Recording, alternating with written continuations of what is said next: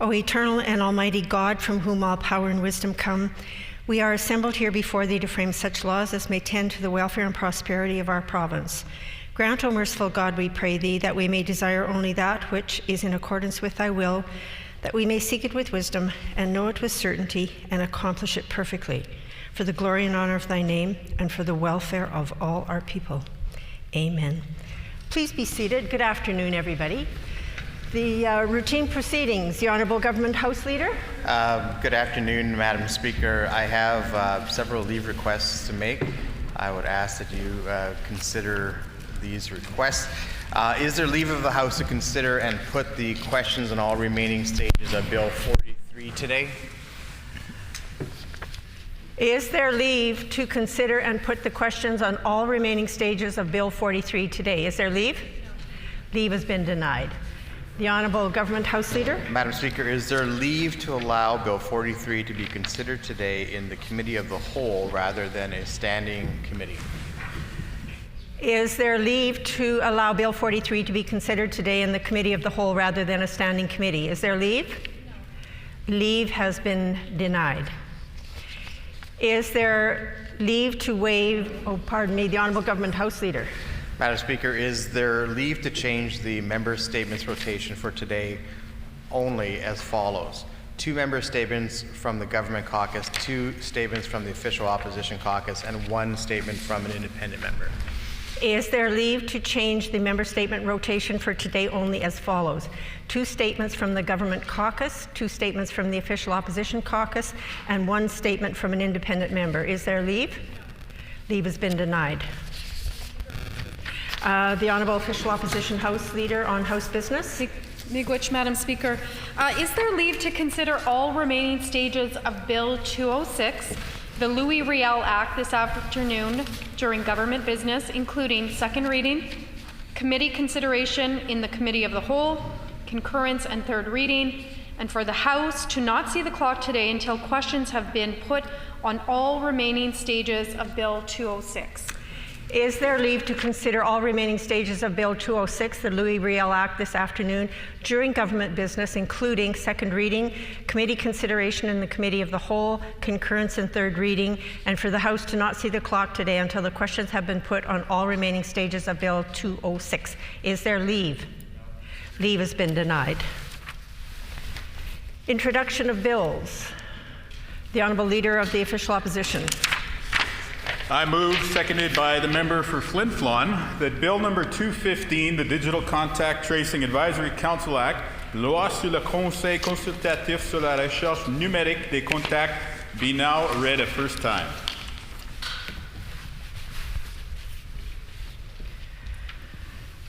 It has been moved by the Leader of the Official Opposition, seconded by the Honourable Member for Flin Flon, that Bill number 215, the Digital Contact Tracing Advisory Council Act, be now read a first time. The Honourable Leader of the Official Opposition.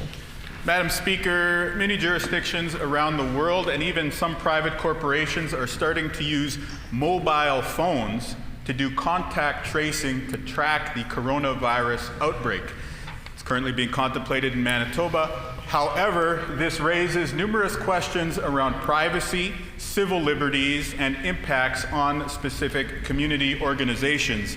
This bill proposes to establish an expert committee with advice on human rights, cybersecurity, and the insight into affected communities so that the government will have good advice before they proceed with any such plan. Is it the pleasure of the House to adopt the motion? Agreed? Agreed and so ordered. Further introduction of bills, the Honourable Member for Flin Flon. Madam Speaker, I move, seconded by the member from Fort Rouge, that Bill number 214, the Workers' Compensation Amendment Act, COVID-19 presumptive coverage, be now read a first time.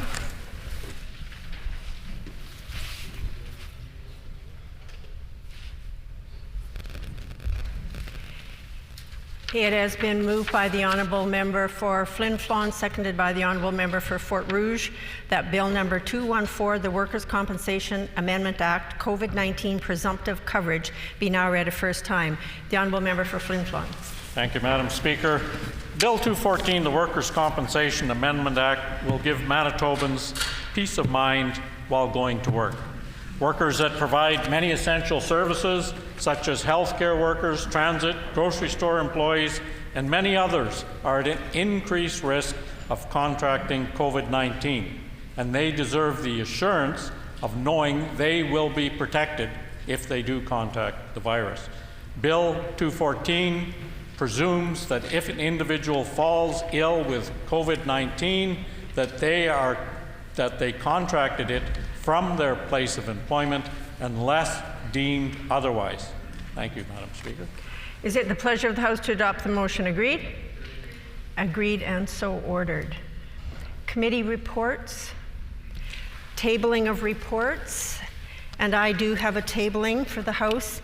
In accordance with Section 19 of the Legislative Building Centennial Restoration and Preservation Act, I am tabling the long-term restoration and preservation plan, which includes current annual implementation plans for fiscal years 2019-20 to 2028-29.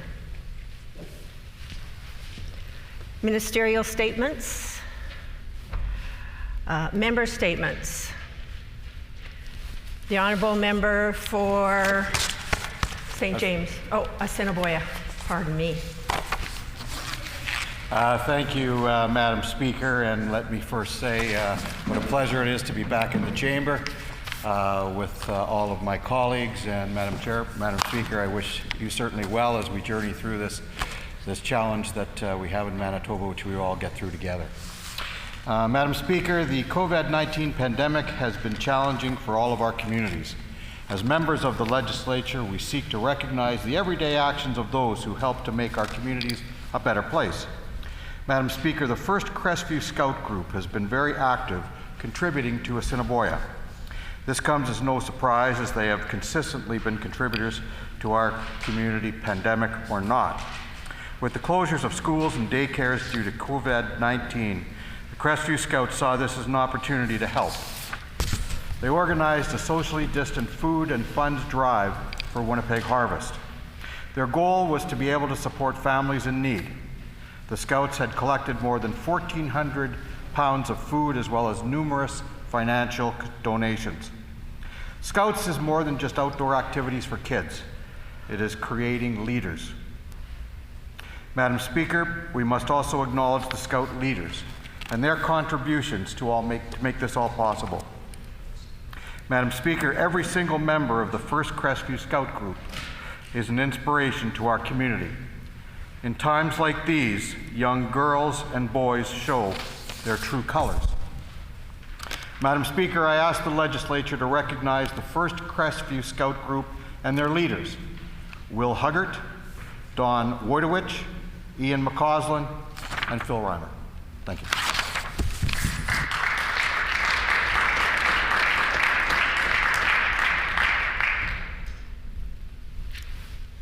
The Honourable Member for Tyndall Park.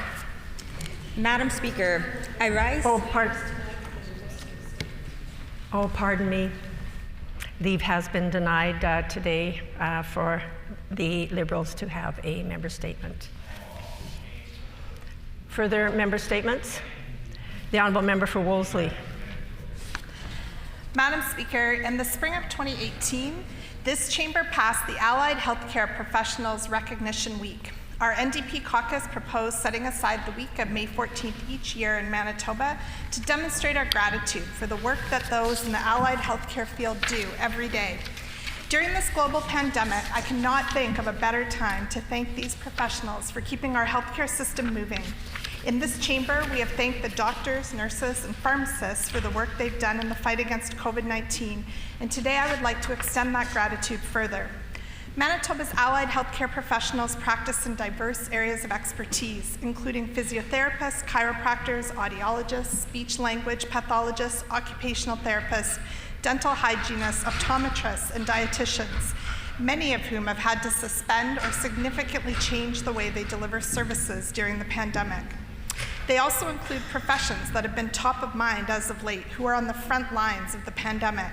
These are respiratory therapists who have been keeping people with severe COVID-19 symptoms breathing and who help the lungs heal once a patient has begun to recover. They are the lab technicians who continue to put themselves at risk day in and day out to test and confirm all of our COVID-19 cases in Manitoba. They are also the medical radiation technologists and diagnostic medical sonographers who perform our diagnostic imaging and who work closely with COVID-19 patients. It's disheartening that the government didn't take this opportunity today to recognize these healthcare professionals that are working day in and day out to help our beloved province. So I will say thank you. Thank you to these folks who are the unsung heroes of our healthcare system. Thank you for keeping us all safe and healthy. We on this side of the House are working to support you and your efforts to get us through this pandemic. I have great respect for the work that all of our allied healthcare professionals do, and I look forward to continuing to stand up on your behalf.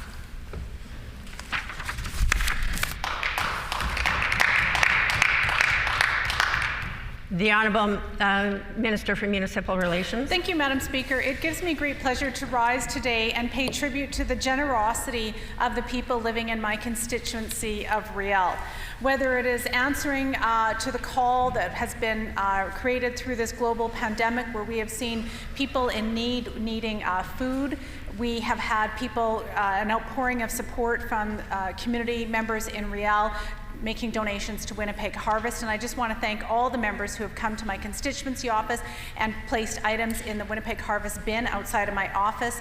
Last week I was very honored to deliver 275 pounds of food to the Winnipeg Harvest on behalf of my constituents in Riel.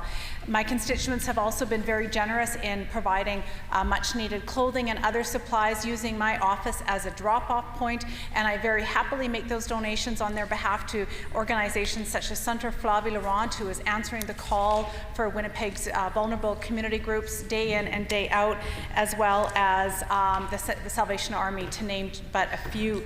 We know that the generosity extends to the number of volunteers coming from the constituency of Riel.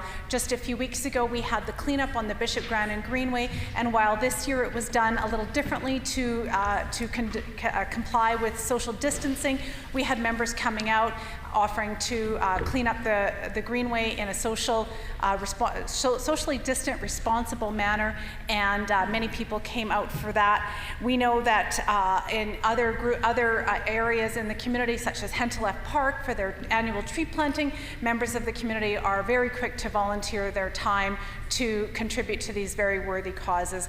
And so I'm very proud to represent this area and very honored to call Riel my home. Thank you, Madam Speaker.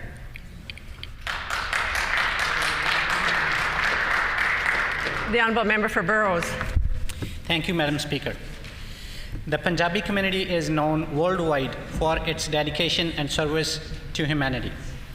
In times of hardship, this community always provides aid in the form of volunteering, fundraising, and food provision. Winnipeg's Punjabi community has proven to be no different during the COVID-19 pandemic. The volunteer group called Punjabis for COVID-19 Relief has been delivering free packages of non-perishable food items to Manitobans in need. These individuals have been sparing time, energy, and money to buy, pack, and deliver food to people and families who lost their income or experiencing mobility issues, international students under economic stress, and to organizations like S-Scope Inc. Relief volunteers have done nearly 400 deliveries composed of food, protective gear, and other essential items, including 70 pizzas to frontline workers at Health Science Center who were so thankful for their act of kindness. The volunteers want to thank the Winnipeg South Sikh Center, Guru Nanak Darbar, Sikh Sabha Winnipeg, Guru Nanak Mission Center, and other Sikh Gurdwaras who have also stepped forward and provided aid. Many Punjabi businesses have also contributed donation items to Punjabis for COVID-19 relief. Thanks to Johal Driving School, Altoba Freight, Set Transport, Keen Transport, Rajiv Sehgal from Divine Mortgage Group, Realtor Amrit Pal Tellon, Bright Sky Immigration, Realtor Sunil Garg, Taj East Indian Cuisine, Cuetin Pizza, Grand Royal Legacy, Royal Brothers, Garson Route 44 Eatery, and 204 Hand Sanitizer Company. And another thanks to Khalsa Aid Winnipeg and Hindu Society of Manitoba, who are doing great social work to support people amid COVID-19.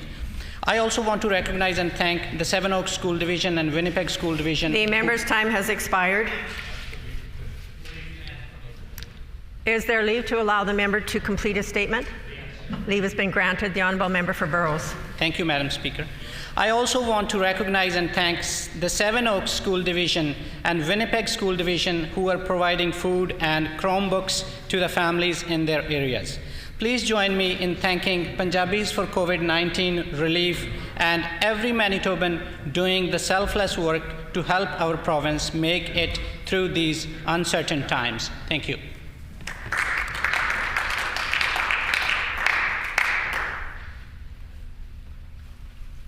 The Honourable Government House Leader.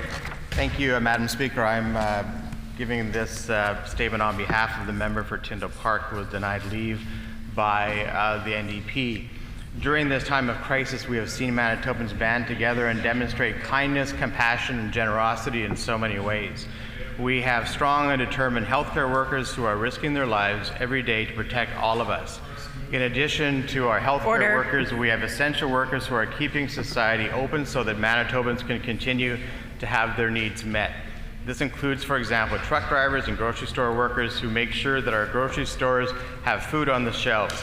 Madam Speaker, while Manitoba is stopping the spread of the virus, we are aware that many people and businesses really need our help. That is why, if you are in the position to buy local, please do. There are many options across Manitoba to buy local and practices that have been set up, such as curbside pickup. We also know depression and anxiety has gone up at this time. So if you are struggling with your mental health or know someone who is, please use the resources that are available here in Manitoba. Madam Speaker, to wrap up, I just want to say that to the residents of Tyndall Park that my staff and I will continue to assist as much as we can. This crisis has been such a unique experience that I'm incredibly grateful for you and those who have sacrificed so much for the betterment of our economy. It is a true honor serving and representing all of you. And Madam Speaker, on a lighter note, I cannot wait until I can get back into my weekly McDonald meetings with constituents, and this was written, and I read it on behalf of the member for Tyndall Park.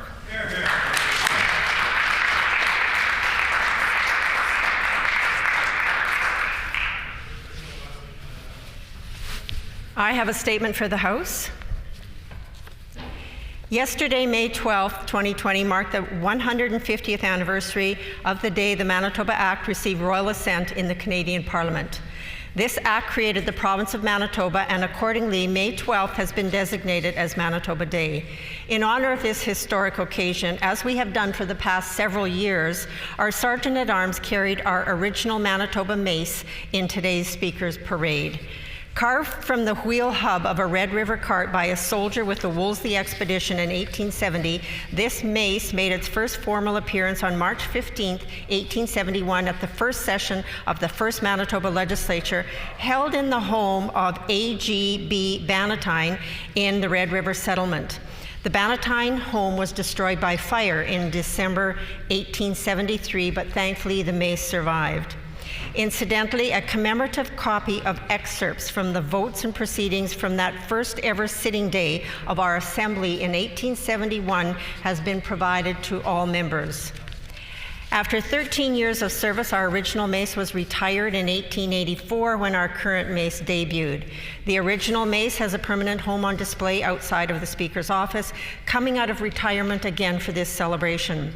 This important historical artifact sits on the table today as a tribute to the rich history of our province.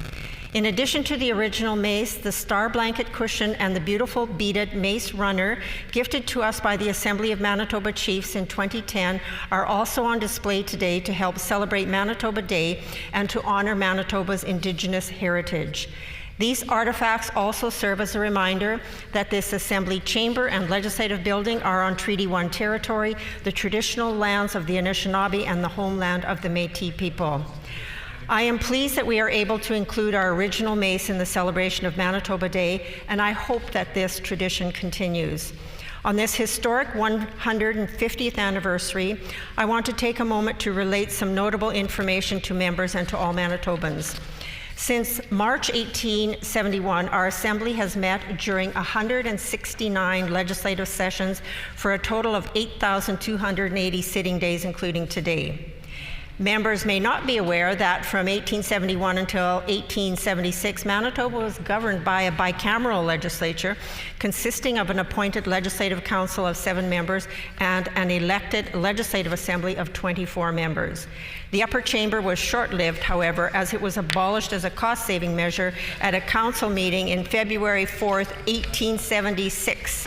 In which Colin Inkster, the council speaker, cast the deciding vote in favor of abolition. From 1871 to 1873, the Assembly met in a house owned by A.G.B. Bannatyne. Over the next 10 years, the legislature met first in a courthouse and then later in the old Law Courts building. The first Manitoba Legislative Building, that is, the first building solely purposed for this legislature, held its inaugural sitting on March 13, 1884. The building was located on Kennedy Street, south of Broadway, on the northeast corner of the current grounds. As members know, the current legislative building held its first sitting on January 22, 1920, and we marked that 100th anniversary in March of this year. 14 clerks of this House, along with many deputy clerks and clerk assistants, expertly managed each of these sessions. 20 sergeant-at-arms have carried one of our maces into the 5 different rooms, which have served as a chamber for the Manitoba Assembly. Further, in the last century, 851 citizens, including only 65 women and 1 non-binary person, have served in this room as members of the Legislative Assembly. Of those 851 MLAs, 30 have served as Speaker of the House and 22 as Premier. As the 30th Speaker of this Assembly, I have the privilege of serving all members and ensuring the proper functioning of the proceedings of this House. What happens in this Assembly matters to every citizen of this province.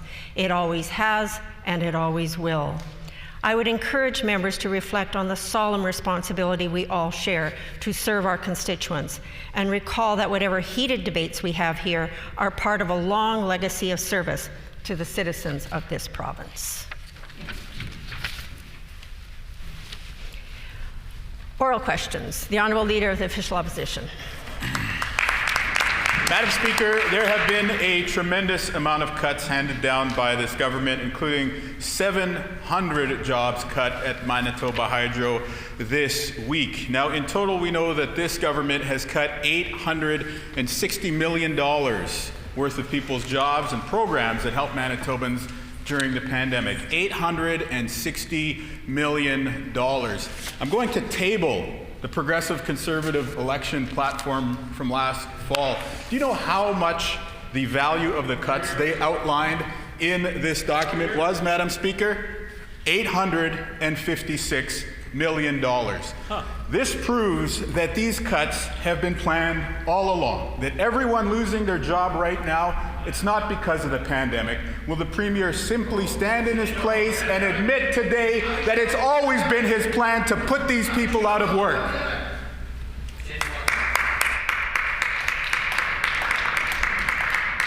The Honourable First Minister.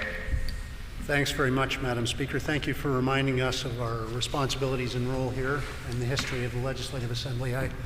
I wanted to begin in offering my thank you sincerely to the Leader of the Opposition for his note of condolence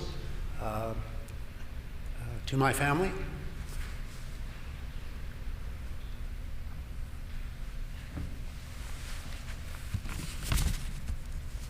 It was much appreciated. I would also say to him and to all members of the House, this is a real pandemic and it requires a real recovery strategy. This isn't a time for hyperbole or partisanship. This is a time to focus together on the job at hand. That is exactly what this government will continue to do.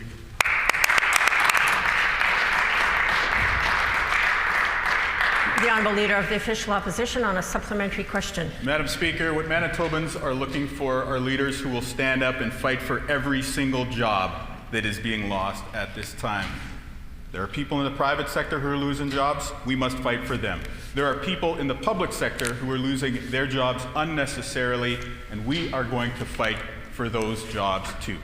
Now, we know that all the cuts that have been handed down by this government were predetermined. I will table the election platform document that lays out some $860 million cuts for a second time. Will the Premier stand in his place and admit that the cuts he's making have nothing to do with the pandemic and have simply been part of his plan to put Manitobans out of work all along? The Honourable First Minister. Well, I will assure the member that I am not imagining the pandemic, nor is this government imagining the pandemic. It is real, and our responses to it must be balanced and reasonable and sincere, and they must not be focused on rhetoric, but rather on the reality of what's facing Manitobans right now, and they have been and they'll continue to be focused on that reality. Madam Speaker, I would say it is because of that willingness to focus on the challenge before us that we are second in the country in terms of the lowest number of COVID cases, and I would say that's a tribute to our frontline workers, a tribute to the leadership of this government and this health minister, and a tribute to Manitobans who are following the directives of Dr. Brent Roussin in terms of their conduct and making sure that all of us, themselves included, remain safe in this beautiful province.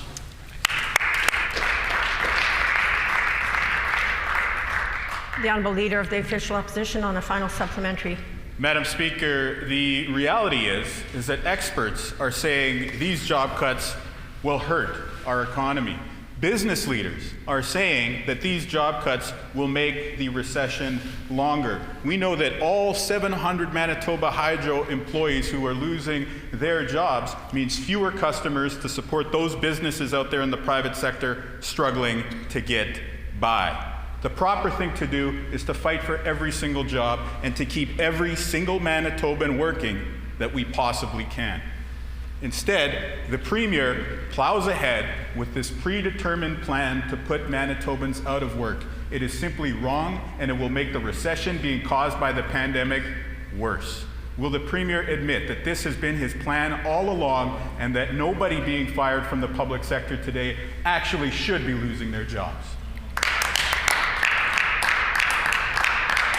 The Honourable First Minister. Well, I will continue, Madam Speaker, to replace fear-mongering with logic and with facts. And the fact is, under this government, we have been among Canada's leaders in growing our economy. We have been among Canada's leaders in growing jobs for Manitobans, and we have every plan to continue to do that. Our approach during this pandemic is one that bears in mind the fact that we are going to face challenges as we recover, but that we must do our best to recover and to make sure that it's a V on the graph, Madam Speaker, not an L. What the member proposes, frankly, Madam Speaker, only promises to prolong the depth of a recession post-pandemic, and what we are embarking upon is a recovery plan, a serious recovery plan for a serious province. A real pandemic deserves a real recovery strategy, and that is what this government is advancing.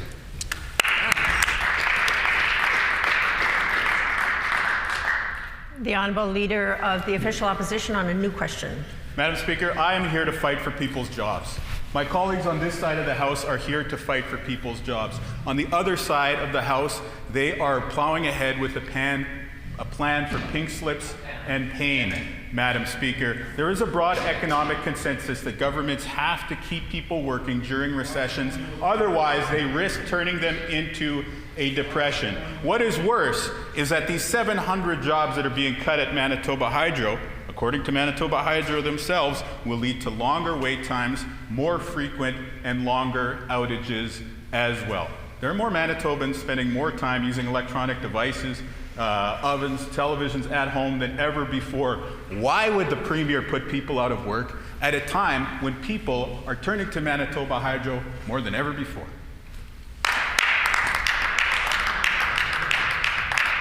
The Honourable First Minister. Well, again, Madam Speaker, I'll replace hyperbole with reason and say to the member opposite and to all members that an analysis across the country has shown that Manitoba has some of the broadest and richest support programs to get us through this pandemic of any Canadian province. And so that data was compiled by the Privy Council office in Ottawa. That is a nonpartisan agency. And I would say to the member that our responses have been, I think, not only sensitive to the vulnerabilities of the present, but also have focused on how we can recover better as a province going forward. And we'll continue to advance programs that will assist Manitobans in need as we have, because we believe that supporting the most vulnerable in our province should remain our focus, as it has been. The Honourable Leader of the Official Opposition on a supplementary question. Madam Speaker, it's a sad reality that under this Premier, Manitoba, unfortunately, is one of the provincial leaders when it comes to job cuts and layoffs. That is simply wrong. Every job lost right now delays the economic recovery.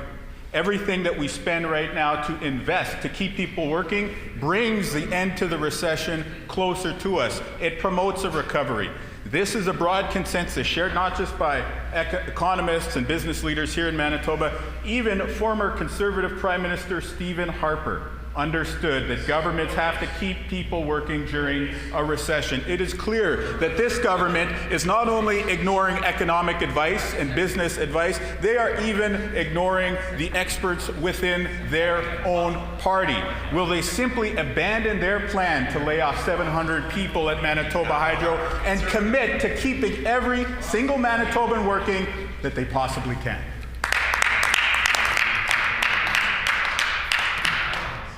The Honourable First Minister. Let me replace the member's fabrication with facts, Madam Speaker. There has been more displacement of public sector workers in British Columbia than in Manitoba, in Alberta than in Manitoba, in Saskatchewan than in Manitoba, in Ontario than in Manitoba, in Quebec than in Manitoba, in Labrador, Newfoundland than in Manitoba, in PEI than in Manitoba. The member is simply wrong. And the fact of the matter is we're asking for 2% contribution from our public sector because all the work isn't needed right now, so we can help the 50% displaced people in the private sector and our frontline workers continue to help us win against COVID.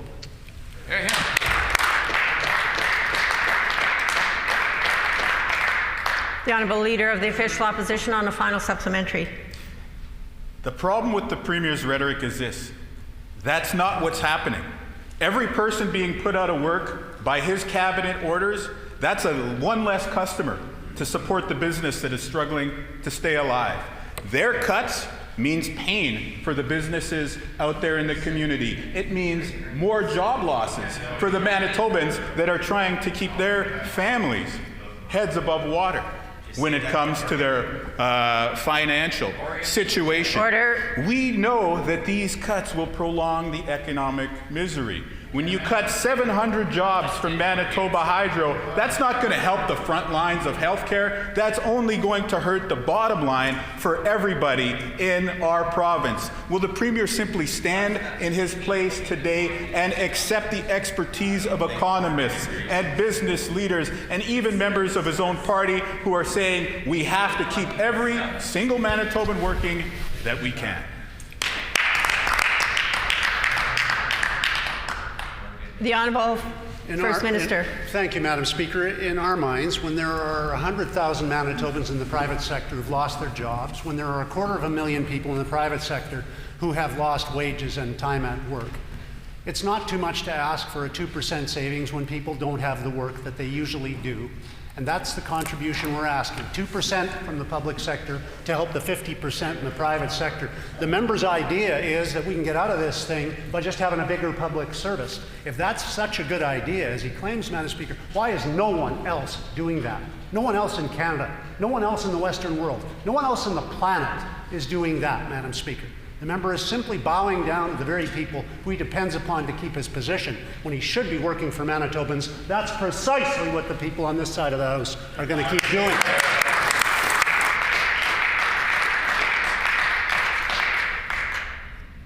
The Honourable Member for St. James. Madam Speaker, after cutting 18% of Hydro's workforce, Manitoba Hydro said that further staff reductions would present risk to public and employee safety and compromise the corporation's level of service to customers. Now the Pallister government is demanding that Hydro cut an additional 14% of employees from the payroll, not the 1.8% they claim. Why is this government misleading Manitobans about the cuts, and will they back down from this misguided plan? The Honourable Minister of Finance. Well, thank you, Madam Speaker. And our goal is to redirect as much money as we can to the front lines to make sure that Manitobans are protected. We continue to look for creative solutions, to work with unions, to work with all entities to make sure we can put as much money as we can to protect Manitobans. That is our number one goal, Madam Speaker.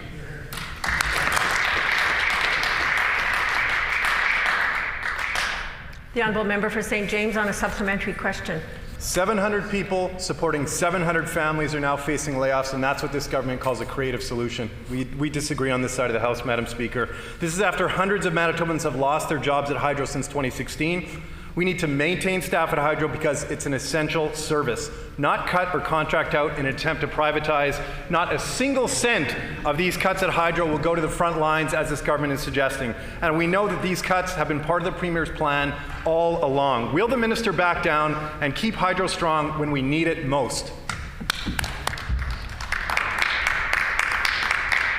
The Honourable Minister of Finance. Well, thank you, Madam Speaker. And to take advice from a party that somehow tried to almost bankrupt Hydro in terms of the amount of massive debts that they brought on is a little rich for even the members of the NDP. Our government is looking to redirect as much resources as we can to the front line to protect Manitobans. That is our plan. We've been successful at that. We're going to continue that plan to make sure that Manitobans are protected, Madam Speaker.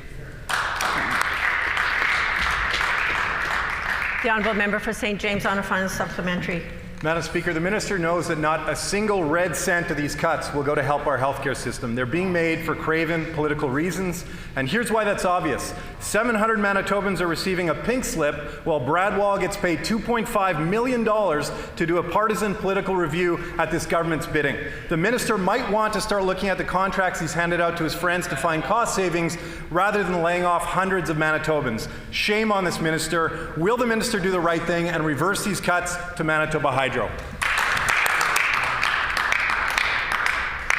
The Honourable Minister of Finance. Well, thank you, Madam Speaker. In these times of a pandemic happening, Manitobans want a common sense approach. Thank goodness that the NDP are not in charge of the finances for Manitoba during this important process, important time frame in terms of Manitoba aspects. We are spending billions of dollars. We'll be spending billions of dollars to protect Manitobans. That is our utmost goal, to make sure Manitobans are protected. We think a 2% is not anywhere near what was highlighted and was fear-mongered by the NDP in terms of job cuts that are there. We need to support Manitobans and put as much money to the front line as we can to protect Manitobans. The Honourable Member for Wolseley. Madam Speaker, last week the Premier used the pretext of the pandemic to cut the programming provided by several environmental organizations, including the Green Action Centre, Climate Change Connection, and the Manitoba Eco Network. But environmental protection is not optional. It's more important than ever. Considering Manitobans' emissions continue to go up under this government, these organizations are small, and as is the amount of government funding. It's clear the cut is about ideology over fiscal common sense. Will the minister reverse the cut to environmental organizations? The Honourable Minister for Conservation and Climate. Thank you, Madam Speaker, and I appreciate the question from the member opposite. Households are all reassessing where they are directing their spending based on needs. Our government is no different. We are looking at the needs of this province, and including our need to address climate change and address the environmental needs in this province, and we will continue to do so in a responsible manner. And I will say that there have been no communication of cuts to this point to any organization from our department.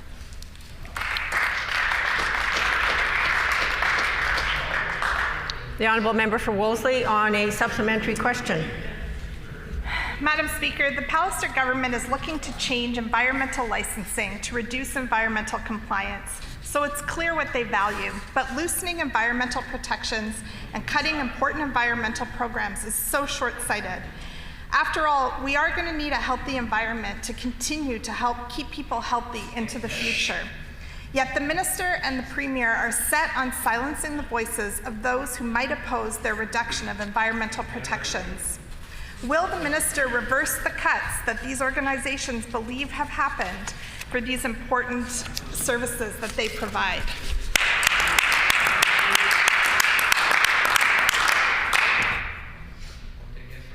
Order. The Honourable Minister for Conservation and Climate. Thank you, Madam Speaker, and again, I appreciate the question from the members opposite, and I'd be happy to sit down and have further discussions with the member to clarify that there at no point will be any threat to any of our environmental licensing requirements. However, I will point out that we are in an unprecedented time at this point, and a number of organizations and a number of groups have struggled not only to have people on site for various requirements, but also to contribute some of the data that is very important. So we are working very closely with all organizations and anybody who reaches out to us to express their struggle, and we will work together to keep the environment safe, but as well to recognize that everybody at this point is struggling, and we are here to help. Thank you. The Honourable Member for Wolseley on a final supplementary. Madam Speaker, I want to be very clear on this point. At the same moment as the Pallister government is looking to loosen environmental protections, they are cutting funding to the exact organizations who monitor government actions in this area. These are small grants to organizations that do very important work. They deliver good programs and they advocate for the protection of our environment, something we actually need now more than ever. The Minister needs to reconsider and reverse these cuts. Will she do so today? The Honourable Minister for Conservation and Climate. Thank you, Madam Speaker. And just to put a few clarification points on the record here, we have delayed our grant portal opening due to the COVID pandemic, that a lot of changes have had to be made. We have not cut our funding. We have not denied any organizations. We haven't yet received a proposal. So I look forward to all the proposals that will come before our department. I will assess them based on how they are going to benefit all Manitobans, and they will hear from us shortly. Thank you. There you go. The Honourable Member for Flin Flon. Thank you, Madam Speaker. This Pallister government sure has an interesting way of handling health care, particularly in the north, during a pandemic. Permanently shutting an operating room and making it more difficult for people who fall ill with COVID-19 or other respiratory illnesses to get the care they need is the last thing the minister should be doing in a healthcare pandemic. So these are irresponsible cuts, Madam Speaker. The minister needs to be working fast to replace the lost surgeon and anesthesiologist and make sure no one is turned away. When will the minister reopen that OR in Flin Flon?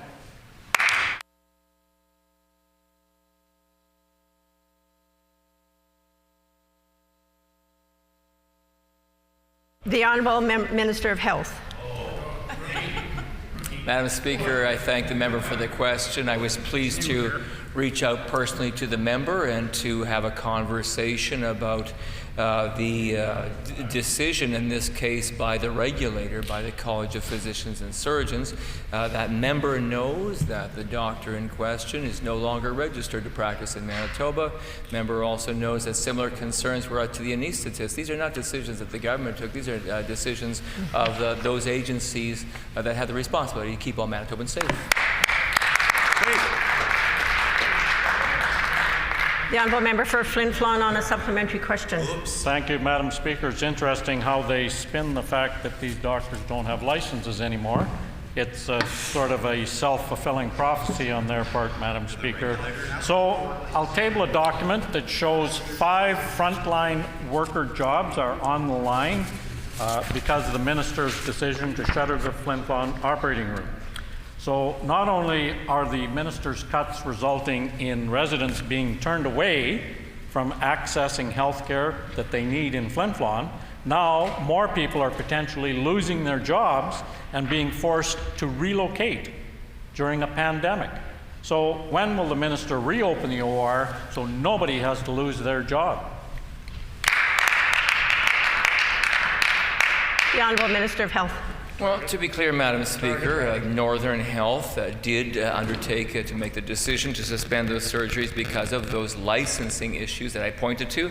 I would further correct the member and let him know that when it comes to affected nurses, they were offered vacant nursing positions elsewhere in Northern Region. But when the member is talking about the nature of the commitments that our government is making to Northern Health, they are there, including the $27 million new emergency department for Flin Flon Hospital that we know is serving that community very well.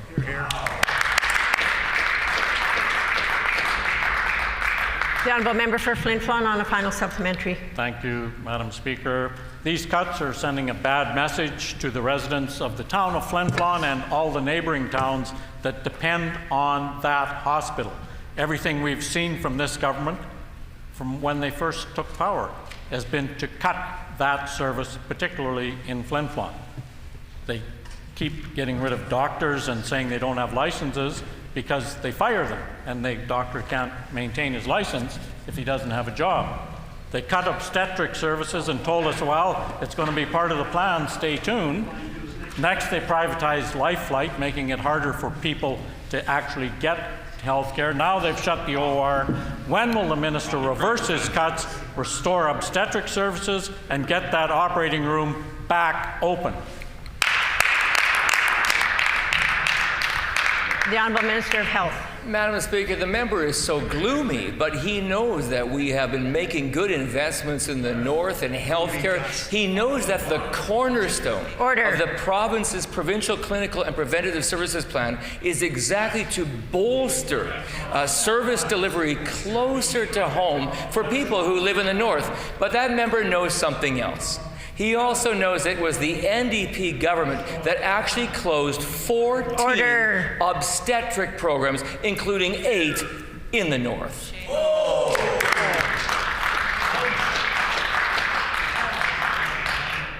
The Honourable Member for St. John's. Which, Madam Speaker, in the midst of a global pandemic, families shouldn't be forced to relocate, exposing themselves to possible community transmission of COVID-19, particularly when we're supposed to be physical distancing, Madam Speaker. We know the Dauphin Correctional Facility needs to be replaced.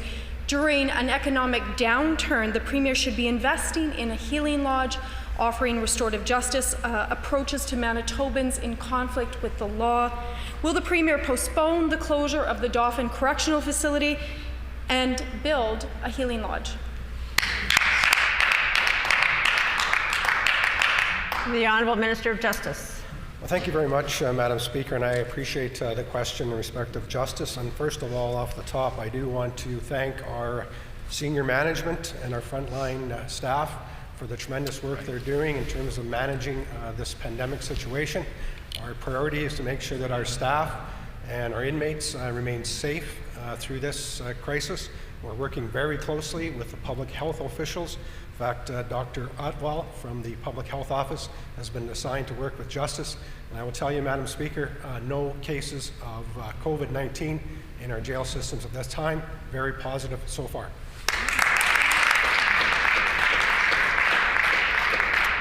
The Honourable Member for St. John's on a supplementary question. Madam Speaker, during a recession when businesses across Manitoba are struggling to keep their doors open because of a lack of financial assistance from this Premier, he's decided to continue ahead with his plan of a loss of 80 jobs in the city of Dauphin.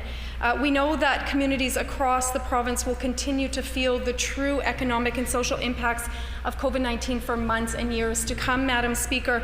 So will the Premier invest today in a healing lodge and support the city of Dauphin and invest in a restorative justice approach for Manitobans in conflict with the law?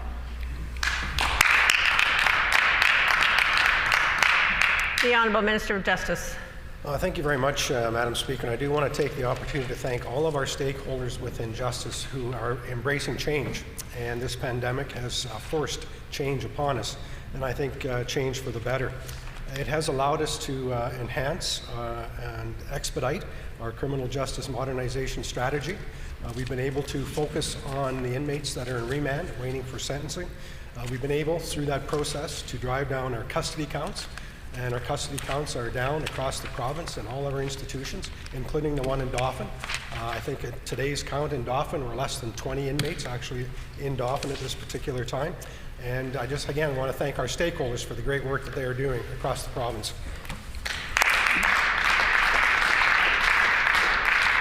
The Honourable Member for St. John's on the final supplementary. Madam Speaker.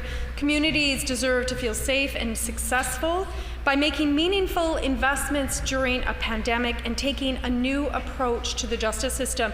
The community of Dauphin is simply asking the Premier and the Minister to listen, to hear their concerns about the increased stress on Manitobans in conflict with the law, and for staff forced to relocate during a global pandemic. Madam Speaker, will the Premier build a new healing lodge and postpone the closure of the Dauphin Correctional Centre today?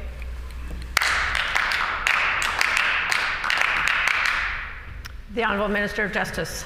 Thank you very much, Madam Speaker. I will say that our department is working very closely with the individuals that will be impacted as a result of the pending closure of the Dauphin Correctional Facility. And when the member talks about restorative justice, we do have a very robust restorative justice program in Manitoba. We are expanding the restorative justice program in Manitoba throughout the communities that she references. We've been very encouraged with the dialogue we've had with a number of communities, especially in northern Manitoba, about enhancing restorative justice in northern Manitoba. And again, quite frankly, this pandemic has allowed us to really move the needle on restorative justice in northern Manitoba.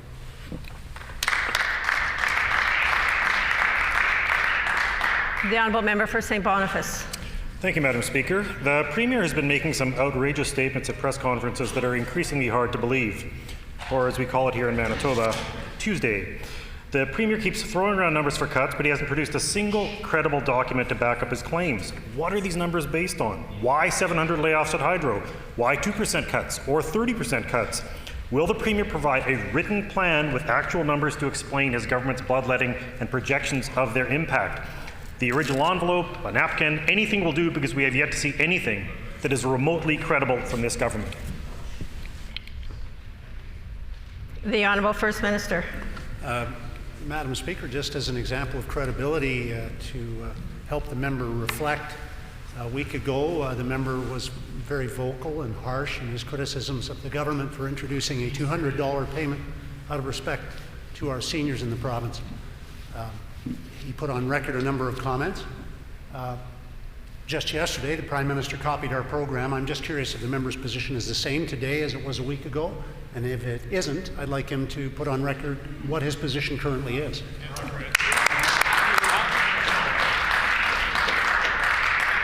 The Honourable Member for St. Boniface on a supplementary question. Thank you, Madam Speaker.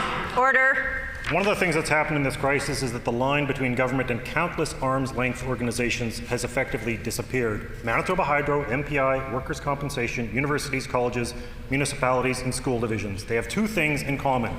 First, they are all designed to be arm's length from this government to protect from political interference. And second, every single one of them is being smashed open like a piggy bank and used as a slush fund for this government, just like the NDP did.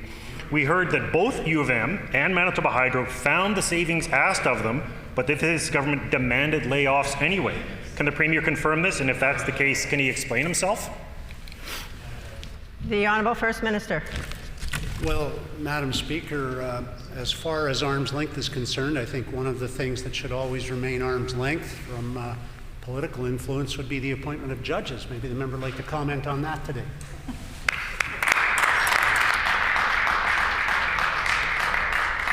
The Honourable Member for River Heights on a final supplementary.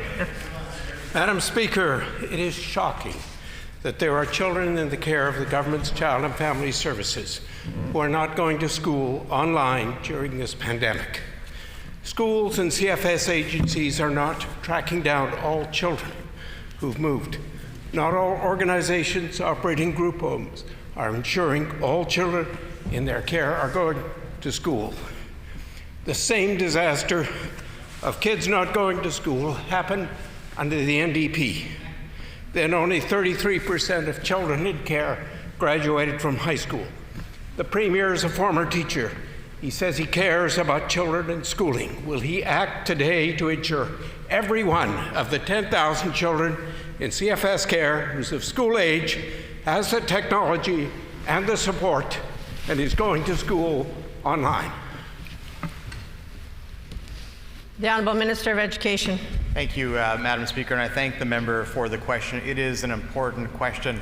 Representatives from my office have met recently with the Manitoba Child's Advocate and to ensure that we're doing all that we can in unprecedented and difficult times, in times that nobody could have predicted only a few months ago, to ensure that all students, not just those in care, but are being as connected as possible to the education and the school system. We will continue to have those discussions with all those who care about this issue, which I think is all Manitobans, including the member opposite. And in difficult and unprecedented times, we know that there are many who are doing their best, working their hardest, and achieving great things in a relatively short period of time, Madam Speaker. The Honourable Member for Portage-La Prairie. Thank you, Madam Speaker. Our government recognizes the importance of Manitoba's community-based not-for-profit organizations and their important role in building thriving and sustainable communities. We also know that as we move into the recovery phase of the pandemic, it's important to support employers and to help students gain critical work experience. That's why our government is increasing the support available for Green Team projects right across the province. Can the Minister please update us on the details of this important announcement?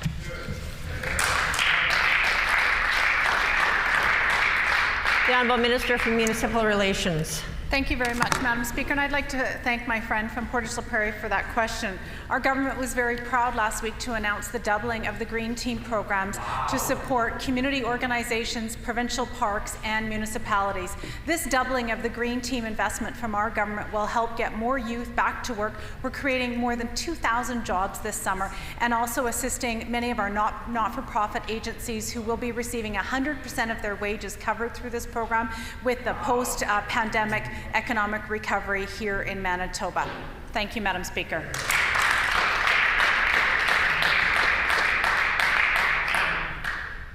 The Honourable Member for Kiiwetinoong. Thank you, Madam Speaker. COVID-19 is causing huge disruption to food production and food services in our province. We recently received word that Freshwater Fish Marketing Corporation has seen such a drastic drop in sales that they are no longer buying Fisher's walleye. It's an absolute disaster for dozens of communities along Lake Winnipeg and in northern Manitoba. Fishers need support today, and the province's programs just aren't sufficient. Will the minister commit to direct financial aid from the province to our fishers? The Honourable Minister for Economic Development. Thank you, Madam Speaker. Absolutely, the fishermen and the fish marketing is very important to our economy. We continue to work with them on a regular basis in order to ensure there's a market now and into the future. The Honourable Member for Kiiwetinoong on a supplementary question. The Pallister government's whole approach during this pandemic is to wait and see what the federal government is doing rather than show leadership to meet the growing concerns of Manitoba families. And what programs they have developed are missing the mark. The province's so-called gap funding program allows Manitoba fishers and many other businesses to fall through the cracks because they have no business number. It's a provincial program designed to fail the people who need help the most. It makes no sense. Will the minister commit to direct financial aid for our fishers? Yes or no? The Honourable Minister of Finance. Well, thank you, Madam Speaker, and we're very proud of the GAP program. There is a number of businesses that are falling between the cracks of the federal program. What I'm very pleased to announce is over 2,289 businesses have applied for the GAP program. That's over close to $14 million of money that is needed by Manitoba businesses are being supported by this government. And more importantly, Madam Speaker, they're getting it extremely fast in their hands, in their bank accounts. That's real progress for Manitoba businesses. The Honourable Member for Kiiwetinoong on a final supplementary. Thank you, Madam Speaker. So I take that answer to be no. The minister's response to the economic pain to fishers is to say that they are not unique, but that's not true, Madam Speaker. Fishers and other small businesses that don't have a business number are excluded from the only programs the province has on offer. This so-called GAP program is failing fishers and Manitoba communities. It's not too late. We need exceptional supports for our fishers in their hour of need. Will the minister step forward with a plan? The Honourable Minister of Finance. Well, thank you, Madam Speaker. And as the Premier mentioned earlier on, the federal government through the Privy Council has talked about the supports that provinces had offered. In fact, Manitoba is one of the leaders in terms of supporting whether it be businesses, whether it be people. The GAP program is an important program, $120 million to support businesses that are having problems that have fallen between the cracks. Again, more than 2,200 businesses have money in their bank account to support their businesses because of this important program. The government is there, and we're there to support small and local-sized businesses. That's what this program does, Madam Speaker. The Honourable Leader of the Official Opposition. Madam Speaker, I want to return to the topic of the job cuts being ordered by this government, because the non-answers we've heard so far simply don't cut it for those families that are losing their income. The Premier's argument that because some sectors of the economy are hurting, that we should therefore take a hatchet to those remaining sectors of the economy that are still working, simply don't make any sense. These cuts will make the recession worse and will push more and more families, particularly those this week we've heard, those who work for Manitoba Hydro, into hard times. When we think of the consumer's perspective, we know that this is going to lead to more outages that will be more frequent and last for longer. That is another bad move during a pandemic. We will fight for Manitobans' jobs. But will the Premier stand in the House today and tell us that once and for all he's going to reverse his plan of cuts and instead stand up for the average working family in Manitoba? The Honourable First Minister. Madam Speaker, the member's thesis, which falls apart under even the most shallow of analysis, is that if we simply grow the public sector, we can get out of this pandemic unscathed. What he ignores is the reality of the real assistance needed by real people right now in Manitoba. That's the kind of assistance we're offering with our GAP program, $120 million budget, with our summer student wage subsidy program to help small businesses and young people get employment, $120 million, by deferring provincial income and corporate tax filing. That's another major contribution. Putting more money in the hands of working Manitoba families is something the NDP was never very good at, Madam Speaker. 15 tax hikes in just 14 years proves that. But we're increasing scholarships and bursaries for post-secondary students. We're assisting small businesses. We're bolstering our Green Team projects. We're doing a number of programs to put more money in the hands of working Manitobans and students as well. The Honourable Leader of the Official Opposition on the supplementary question. The number one way to put money in the hands of working people is to ensure that they have a job.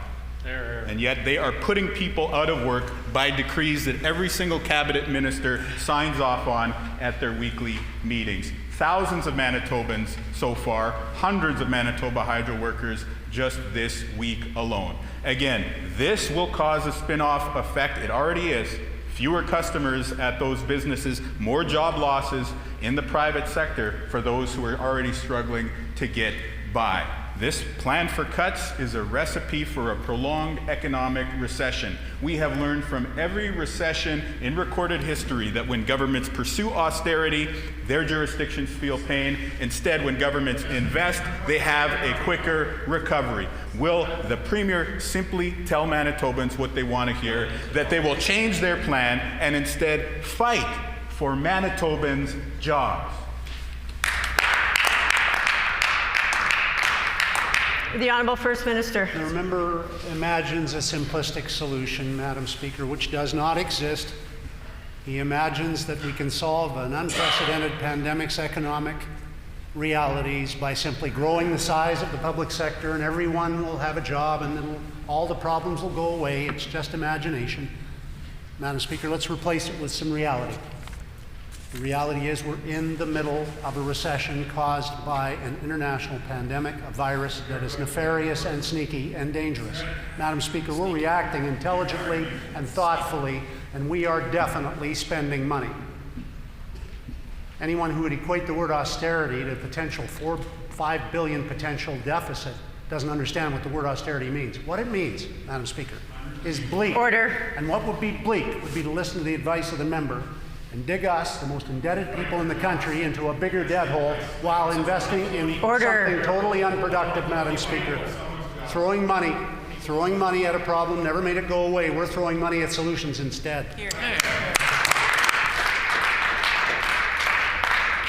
The time for oral questions has expired. Petitions. The Honourable Member for St. John's. Miigwech, Madam Speaker. I wish to present the following petition to the Legislative Assembly. To the Legislative Assembly of Manitoba, these are the reasons for this petition. 1, an act to incorporate the Winnipeg Humane Society Foundation was assented to on June 30th, 1982. 2, in 1990, the act was reenacted bilingually as the Winnipeg Humane Society Foundation Incorporation Act. 3, in order to modernize the act, the Winnipeg Humane Society Foundation requires that certain amendments be brought forward. We petition the Legislative Assembly of Manitoba as follows. 1, to amend the Winnipeg Humane Society Foundation Incorporation Act in order to A, change the composition of the board of the foundation, B, enable the board of the foundation to establish an investment policy and retain external investment managers to administer the foundation's assets in accordance with that policy, and C, make minor administrative amendments. The Winnipeg Humane Society Foundation, per Timothy S. Stewart, board member and legal counsel. In accordance with our Rule 133(6), when petitions are read, they are deemed to be received by the House. Further petitions? The Honourable Member for St. James. Present the following petition to the Legislative Assembly. Background to this petition is as follows. Provincial government plans to close the Dauphin Correctional Centre in May 2020. The Dauphin Correctional Centre is one of the largest employers in Dauphin, providing the community with good, family-supporting jobs. Approximately 80 families will be directly affected by the closure, which will also impact the local economy. And as of January 27, 2020, Manitoba's justice system was already more than 250 inmates over capacity. We petition the Legislative Assembly of Manitoba as follows: to urge the Minister of Justice to immediately reverse the decision to close the Dauphin Correctional Centre and proceed with the previous plan to build a new correctional and healing centre with an expanded courthouse in Dauphin. Madam Speaker, the petition has been signed by Megan Moran, Rana Rodriguez, and Gabriel Rodriguez.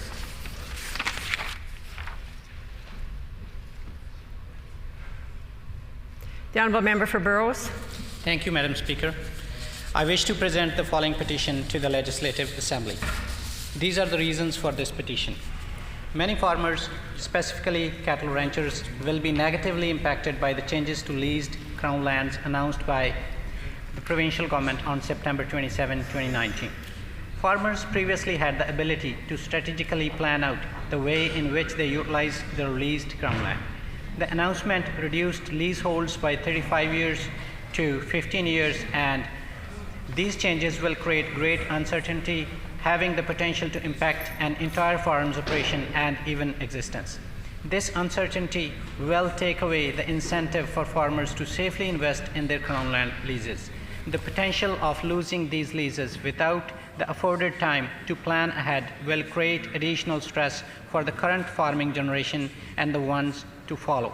We petition the Legislative Assembly of Manitoba as follows: to urge the Minister of Agriculture to reconsider the changes to Crown land leases and instead create an agreeable strategy that satisfies all parties, specifically ranchers. To urge the Minister of Agriculture to recognize the value of agriculture in the province of Manitoba and the value Crown land holds to farmers in sustaining their livelihood. To urge the Minister of Agriculture and all honourable members to understand the important role farmers play in the Manitoba economy and to allow them to take part in discussions that directly impact their livelihood. This has been signed by many Manitobans. Thank you. The Honourable Member for the Maples. Madam Speaker, I wish to present the following petition to the Legislative Assembly. The The background to the petition is as follows. Number one, the provincial government planned to close the Dauphin Correctional Center, DCC, in May 2020. Number two, DCC is one of the largest employer in Dauphin, providing the community with good family supporting jobs. Number three, approximately 80 families will be directly affected by the closure, which will also impact the local economy. Number four, as of January 27, 2020, Manitoba's justice system was already more than 250 inmates over capacity. We petition the Legislative Assembly of Manitoba as follows: to urge the Minister of Justice to immediately reverse the decision to close the DCC and proceed with the previous plan to build new correctional and healing center with an expanded courthouse in Dauphin. This has been signed by many Manitobans. The Honourable Member for Flin Flon. Thank you, Madam Speaker. I wish to present the following petition to the Legislative Assembly of Manitoba. The background to the petition is as follows. Number one, the provincial government plans to close the Dauphin Correctional Centre, DCC, in May 2020.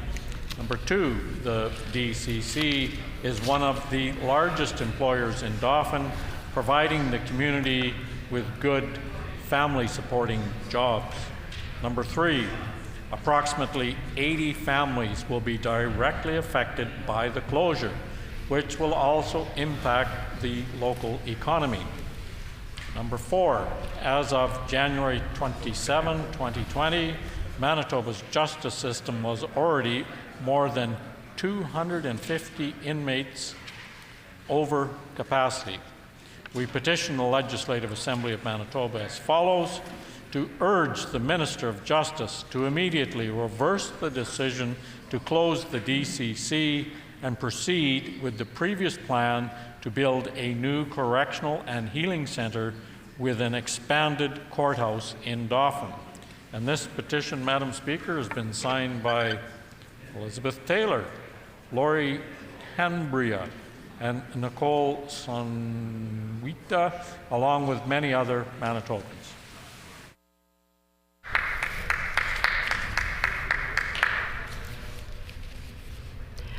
I have received notification that a member wishes to bring forward a matter of urgent public importance. The Honourable Member for Burrows. Thank you, Madam Speaker.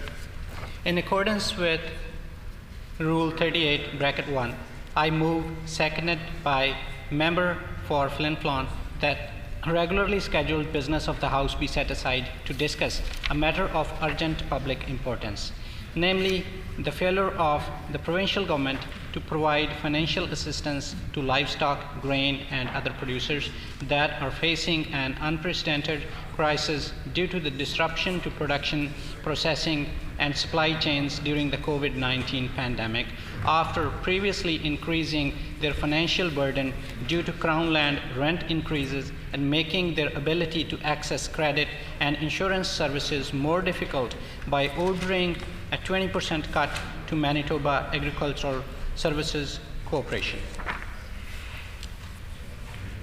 Before recognizing the Honourable Member for Burrows, I should remind all members that under Rule 38(2), the mover of a motion on a matter of urgent public importance and one member from the other recognized parties in the House are allowed not more than 10 minutes to explain the urgency of debating the matter immediately.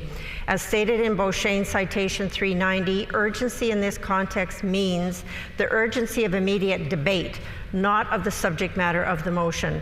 In their remarks, members should focus exclusively on whether or not there's urgency of debate and whether or not the ordinary opportunities for debate will enable the House to consider the matter early enough to ensure that the public interest will not suffer. The Honourable Member for Burrows. Thank you, Madam Speaker. I want to bring a matter of urgent public interest to your notice. It's about our farmers. It's about our grain producers, vegetable producers, beekeepers, livestock producers, family farms, and fishers. every single producer has been impacted by COVID-19 pandemic. Whether we talk about cash flow, input purchase costs, availability of labor, driving licensing issues, health checkups, transportation, food demand, housing of seasonal workers, supply chain, social distancing, or lack of markets for freshwater fish. All of these things are impacted by the disruption of COVID-19. Today, we are calling on the Pallister government to take real action to help our producers. We are also calling on the government to immediately assemble a panel of industry, government, and the official opposition to develop solutions that will work for our agricultural community. Our livestock producers are facing economic hardship due to packing plants either closing. Order. There are conversations that are going on in the House. It's making it difficult for me to hear the member. So I wonder if the conversations can be directed to the loge or just quieten down a little bit, please. The Honourable Member for Burrows. Thank you, Madam Speaker. Our livestock producers are facing economic hardship due to packing plants either closing or running under capacity due to COVID-19 outbreak among workers at Cargill's processing plant in High River and JBS meat plant in Brooks in Alberta. Food supply chains have been impacted badly. Hundreds of workers have been tested positive for COVID-19 in these two plants. These two plants roughly account for 70% of federally inspected beef in Canada. A few other plants have also been impacted similarly by this pandemic. Plants closing or running under capacity means less demand for cattle. As a result, hundreds of thousands of cattle are stuck waiting to be sold. Farmers are in need of money, but there's no one at the auction mart to buy their cattle. In the recent past, some auction marts have had as less as 3 animals for sale. Producers are upset to see this scenario. Farmers are losing up to $400 per cow if they have to sell them to pay their bills. If they decide to keep them on farm till the prices go back to normal, then they need to feed them. So the producers are losing money in all situations. To add insult to injury, these producers are facing huge bills for Crown land leases. Due to the Crown land lease regulations change, lease rates have increased significantly. The farmers are extremely stressed. I got a chance to talk to a few farmers who are caught up in similar circumstances. I would like to share a part of the statement from a producer who farms north of Dauphin, and I quote, "The new Crown land changes announced after the provincial elections were a shock for me to hear. It really felt like government purposely imposed this on us, hoping to just drive us out of the area. I am not sure how I am going to pay my bill this year, never mind next year's increase." End quote. The producers are being forced to give back a part of their Crown lands because they can't afford to pay the lease bills. A farmer who used to pay $30,000 before the lease rate increase took place is now paying over $50,000 for the same piece of land. This producer was so upset with the changes and said, and I quote, "We have tried to give some land back to the province, but they are reluctant to take it unless we give up everything. We have no choice but to try to go on for this year. I feel bad for some young neighbors who won't make it. Please help us to understand how Manitoba will benefit by destroying small businesses. It is so frustrating. I am ashamed to admit that I voted for this government." End quote. Madam Speaker, recently I got to talk to one of my Manitoba agriculture clients who I used to deal with in the Interlake in the past. During the conversation, he mentioned the word suicide to define this scenario, and state of mind of producers facing this crisis. Madam Speaker, I strongly suggest this government to roll back the Crown land lease rates right now. I would urge the Minister of Agriculture and Resource Development to commit to this and announce this rollback to save our livestock industry at the time when it's urgently needed. So many other producers are impacted by this pandemic. For potato growers, almost 1/3 of Manitoba's 2019 harvest is still in storage because of processors cutting back on production. Restaurants are closed. Where do the spuds go? Nowhere, Madam Speaker. They have nowhere to go. I want to share with everyone in this chamber that our potato growers had huge harvest losses for the last 2 years due to bad weather. Keystone Potato Producers Association has demanded financial assistance from this government. Agriculture and food sector must have priority access to non-medical grade masks and gloves to protect their workers from possible infections. Farmers are demanding access to CERB and EI for workers on Manitoba farms and Manitoba food businesses to ensure there are incentives to work in support of Canadian food security during the pandemic. They want EIA programs modified to permit benefit recipients to seek full-time employment in agri-food sector while retaining access to benefits.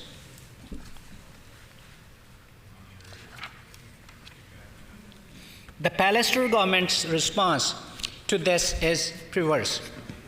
Their so-called GAP program allows our producers to fall right through because only those who have a business number are eligible. As the government knows, many family farms do not incorporate and don't have a business number, and so they would be ineligible for financial support from the province. This needs to change immediately. The prairie fruit growers have asked assistance similar to that provided to the Direct Farm Manitoba to develop online UPIC platform for fruits and vegetables. Vegetable and honey operations are demanding some adjustments to work with seasonal workers.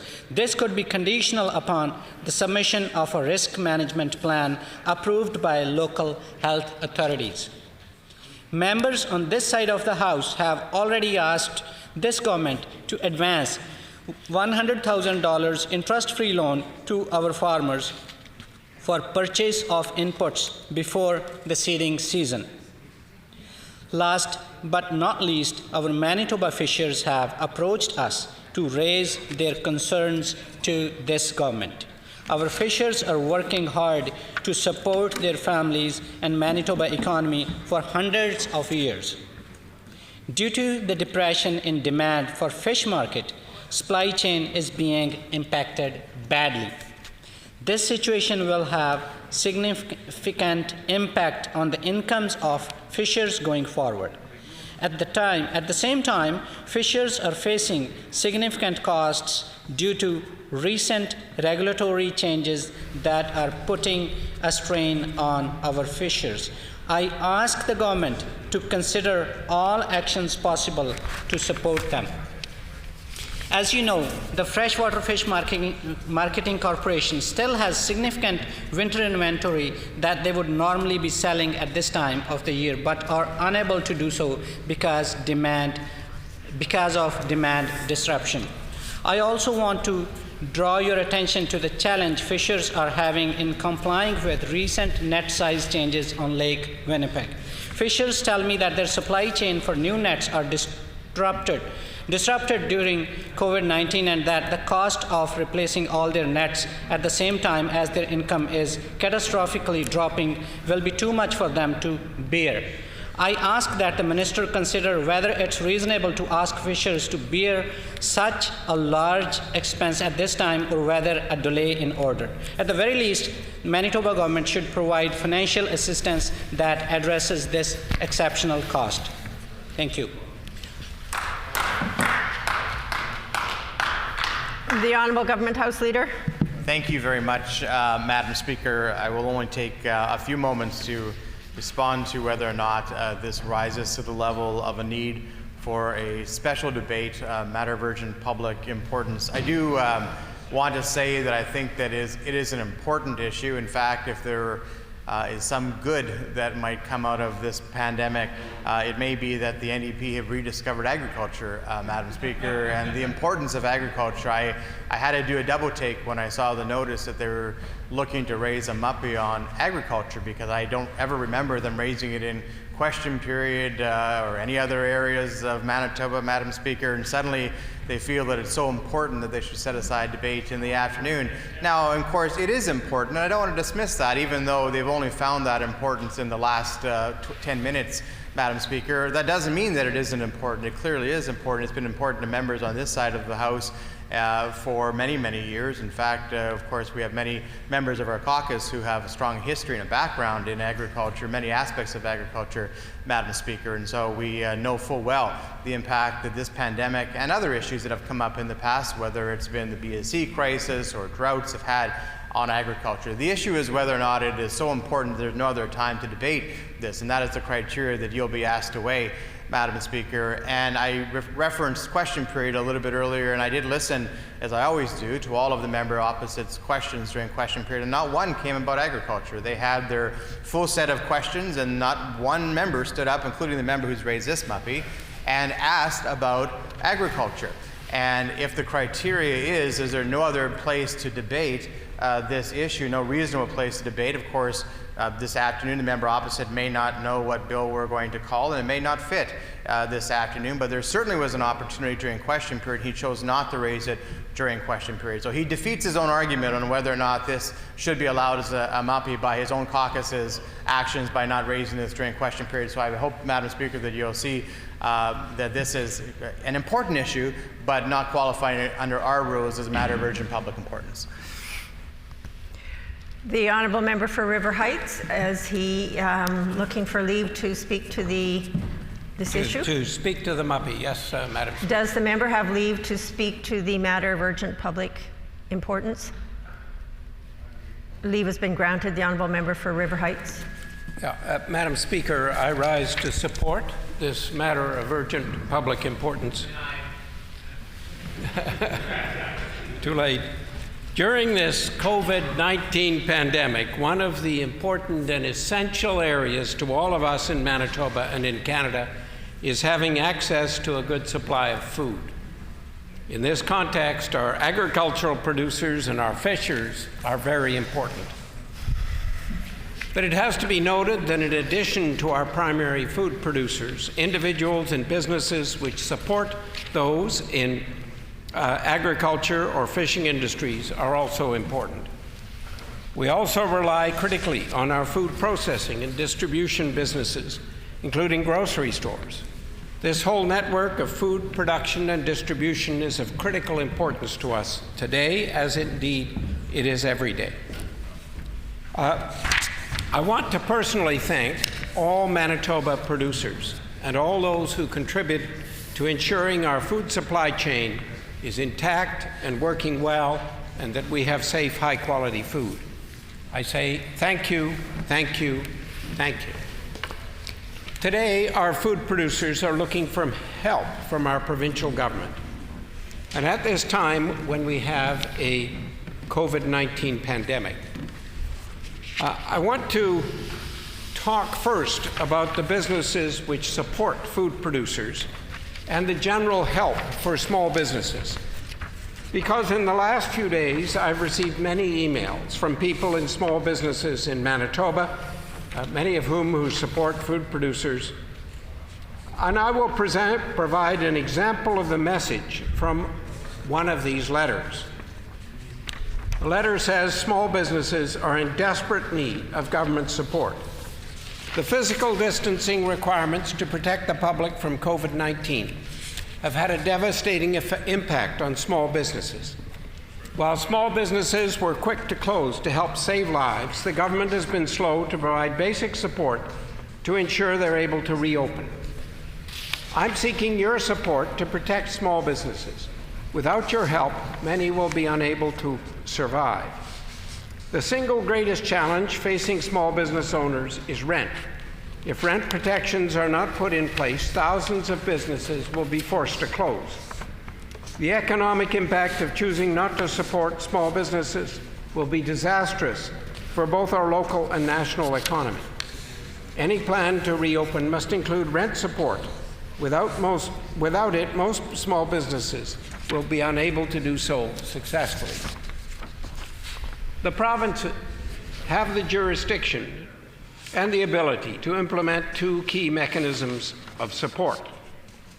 One, to issue a moratorium on commercial evictions, and two, to work with the federal government to make the Canada Revenue Agency support for small businesses and their rent mandatory for landlords. Currently, it is less than 20% of landlords who are expected to participate in this support, and the provinces need to step up to ensure the small businesses, the heart and soul of our community, are protected. There is little time to act. I call on the government before it is too late. For agricultural producers, there are specific measures which are clearly needed. And as the Keystone agriculture producers are currently asking, the province should put up its 40% of the agri-recovery costs, so this program is fully available to Manitoba farmers. The federal government's 60% is there. We are waiting for the province to make its contribution. I call on the province to contribute. Producers want the interim payments for agri-stability coverage increased to 85%. This is a change that's under Manitoba's control. The province should step forward and make this adjustment. I call on the province to do so. Thirdly, beef producers are asking for the provincial government to help with the premiums that they pay. Beef producers are struggling at the moment because the prices are down, we hope temporarily, because of the closure of quite a number of critical packing plants, not only in Canada but in the United States.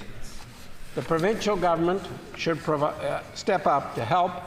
I call on the provincial government to step up and help in this area.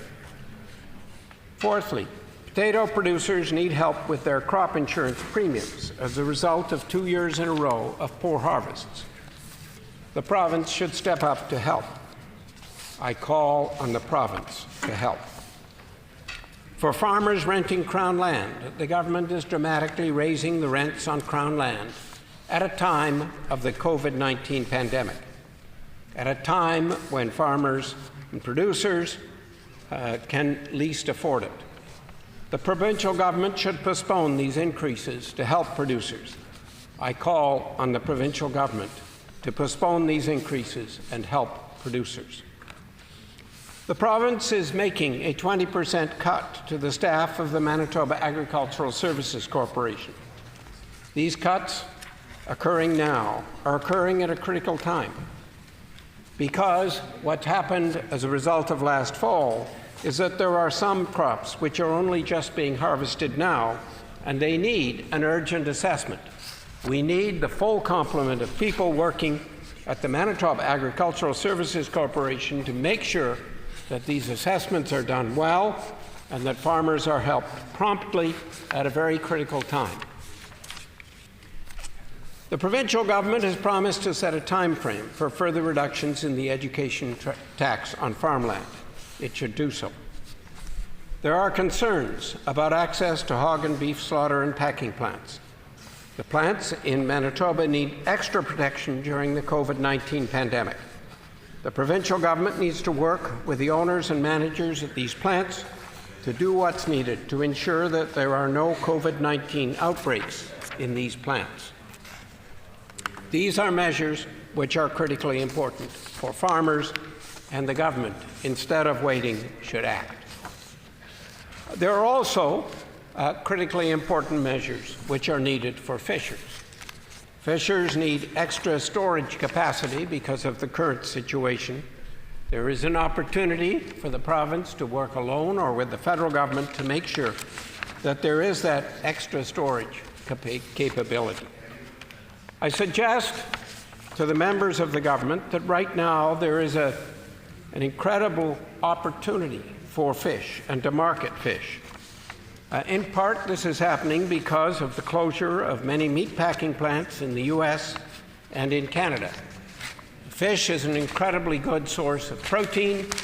With a vigorous marketing effort, we could be marketing a lot of fish, I believe. Furthermore, not only is fish an excellent food and an excellent source of protein, but studies have shown that eating more fish has been shown to improve the academic performance of children in school, because it's well known that fish is an important brain food. The government has been calling for a while to increase the academic performance of students in school. They should get to work and help market fish in Manitoba and elsewhere. When I was in South Africa a couple of years ago, I came across a fish place where they sold fish, and there was a big sign in front saying, "Eat fish to help your brain so you can be smarter, and then you'll know that you should be buying more fish." The people in South Africa have got the message. Our government needs to get the message to smarten up, buy more fish, eat more fish, and let's get going in this province to help fishers. Manitoba Liberals support our farmers and our fishers. There is now an urgent need for the government to act, and we are in strong support of the resolution, the MUPI that's being brought forward. We call on the provincial government to act and support urgently farmers and fishers in our province. Thank you. Merci. Miigwech.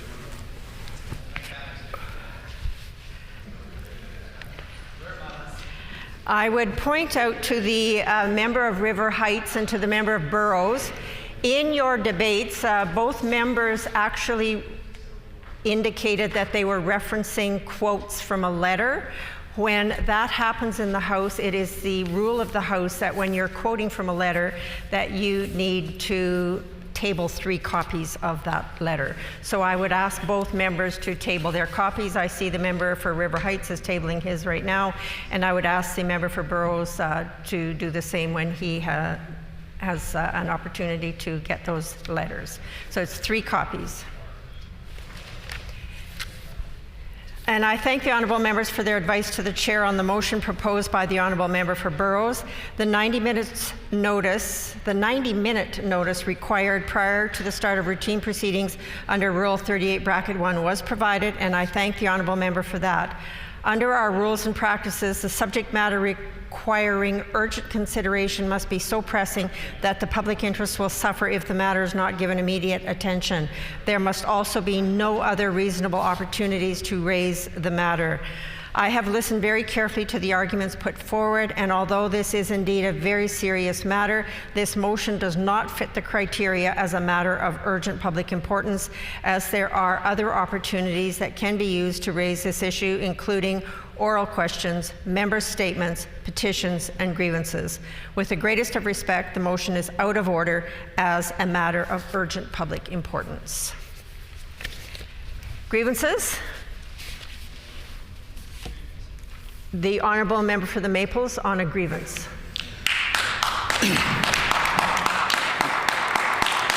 I rise today on a grievance for lack of a provincial government support for the taxi owners and the drivers. As we are all aware, COVID-19 has impacted and is still impacting many industries in Manitoba. This virus has, of course, had its greatest impact on medical staff, including doctors, nurses, paramedics, police, firefighters, among many other frontline workers. However, taxi industry has been forgotten. This industry seems to have flown under the radar. Taxi owners and drivers greatly contribute to the daily lives of Winnipeggers. It is only now, during this pandemic, that we are realizing the true value of taxi companies and their drivers as frontline workers. Taxi owners and drivers are working every day doing their best to make sure healthcare workers and many others still working to help reach their workplace safely in a timely manner. Taxi owners and drivers are fully aware of the risk that they are taking every day by driving customers to their respective destination without knowing the fact if their customer is infected with COVID-19 virus. These owners and drivers deserve to be applauded. They're wiping down their vehicle and sanitizing seats between their trips to make it safer for the next customer. They work 12-hour shift to cover expenses for their vehicle and to also help people to get to their places. They are not getting any financial support from any government, but are still required to pay the same amount of expense, such as insurance and office expenses. Taxi owners pay approximately $500 office expenses and $1,000 a month for the vehicle insurance to MPI. And repair expenses are extra. So their approximately monthly expenses are around $2,000 to $2,200.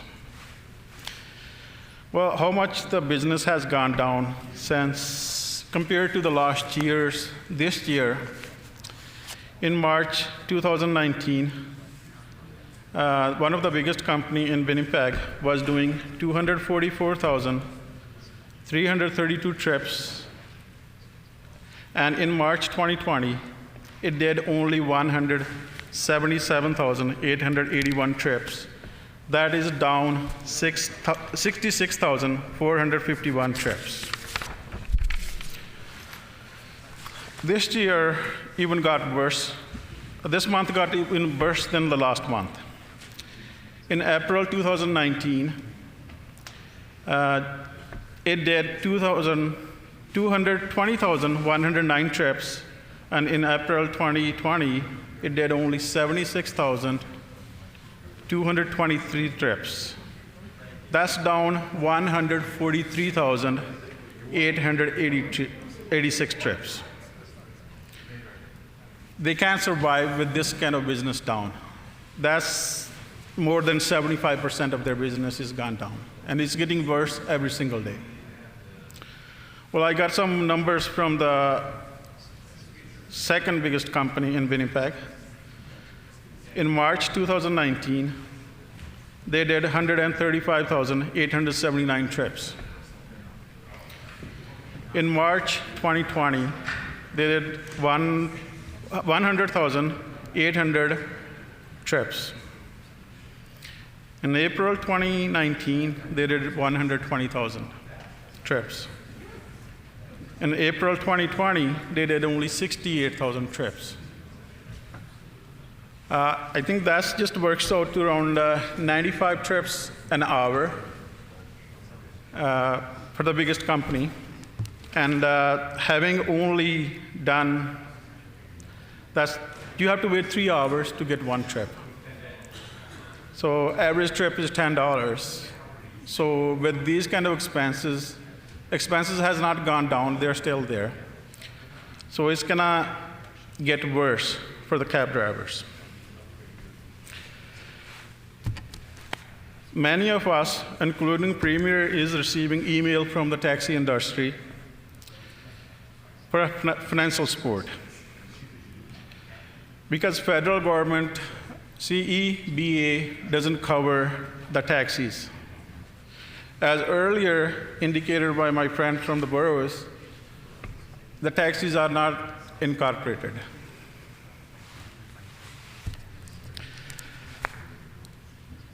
Taxi owners, drivers do not qualify Manitoba Gap Protection Program or Canada Emergency Business Account because, for example, Unicity, Duffy, and many more taxi companies are registered and in good standing with the company's office and possess a valid business number and have an email address and valid business bank account. But taxi owners do not have an email address, valid business number, valid business bank account. Taxi owners do have business number, but they do not register with the company's office and don't have business email address. A special program need to be started or changes need to be made in Manitoba Gap Protection Program to include taxi owners, drivers, so they don't have to worry about how well they pay office expense, insurance, continue to provide service to the frontline service providers. By including taxis in the Manitoba Gap Protection Program, taxi owners are able to pay 4 months insurance and also approximately 4 months office fees. Even during one of the news conferences, Premier has indicated that there is an industry, if there's any industry left without support from the federal government program, he will look into that. Taxi industry have not received any help from the federal government. As I indicated, taxi industry do not qualify under Manitoba Gap program. Our government cannot let taxi industry die.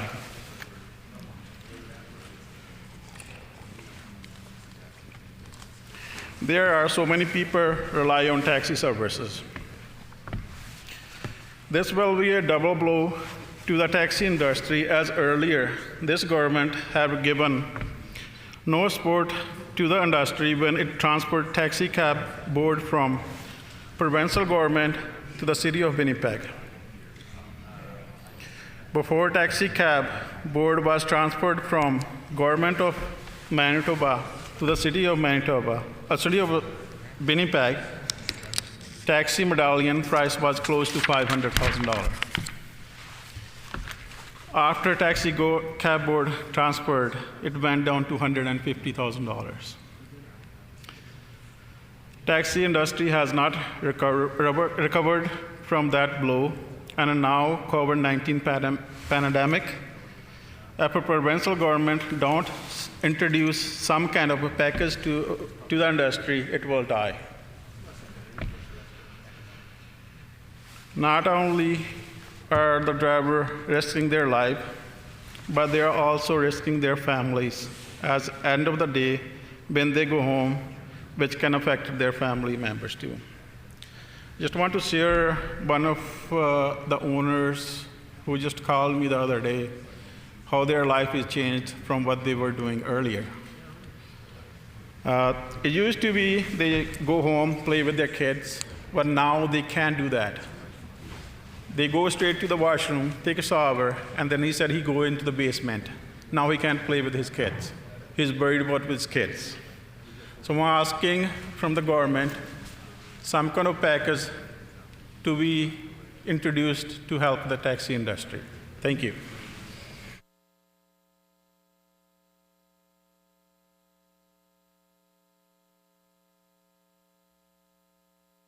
Orders of the day, government business, the Honourable Government House Leader. Thank you, Madam Speaker. Could you please call for second reading Bill number 43, Civil Service Superannuation Amendment Act, and following that, for continuation for debate on second readings, Bill number 49, the Building and Electrical Permitting Improvement Act, various acts amended, and Permit Dispute Resolution Act enacted. It has been announced that the House will consider second reading of Bill number 43 this afternoon, followed by second reading debate of Bill number 49. So we will therefore start with second reading of Bill number 43, the Civil Service Superannuation Amendment Fund. The Honourable Minister for Central Services. Thank you, Madam Speaker.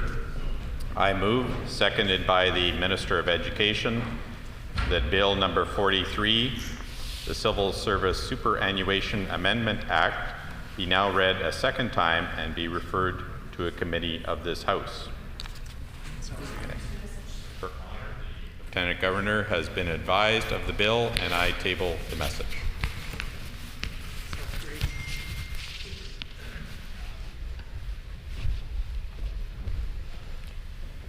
It has been moved by the Honourable Minister for Central Services, seconded by the Honourable Minister of Education, that Bill number 43, the Civil Service Superannuation Amendment Act, be now read a second time and be referred to a committee of this House. Her Honour, the Lieutenant Governor, has been advised of the bill and the message was tabled. The Honourable Minister for Central Services.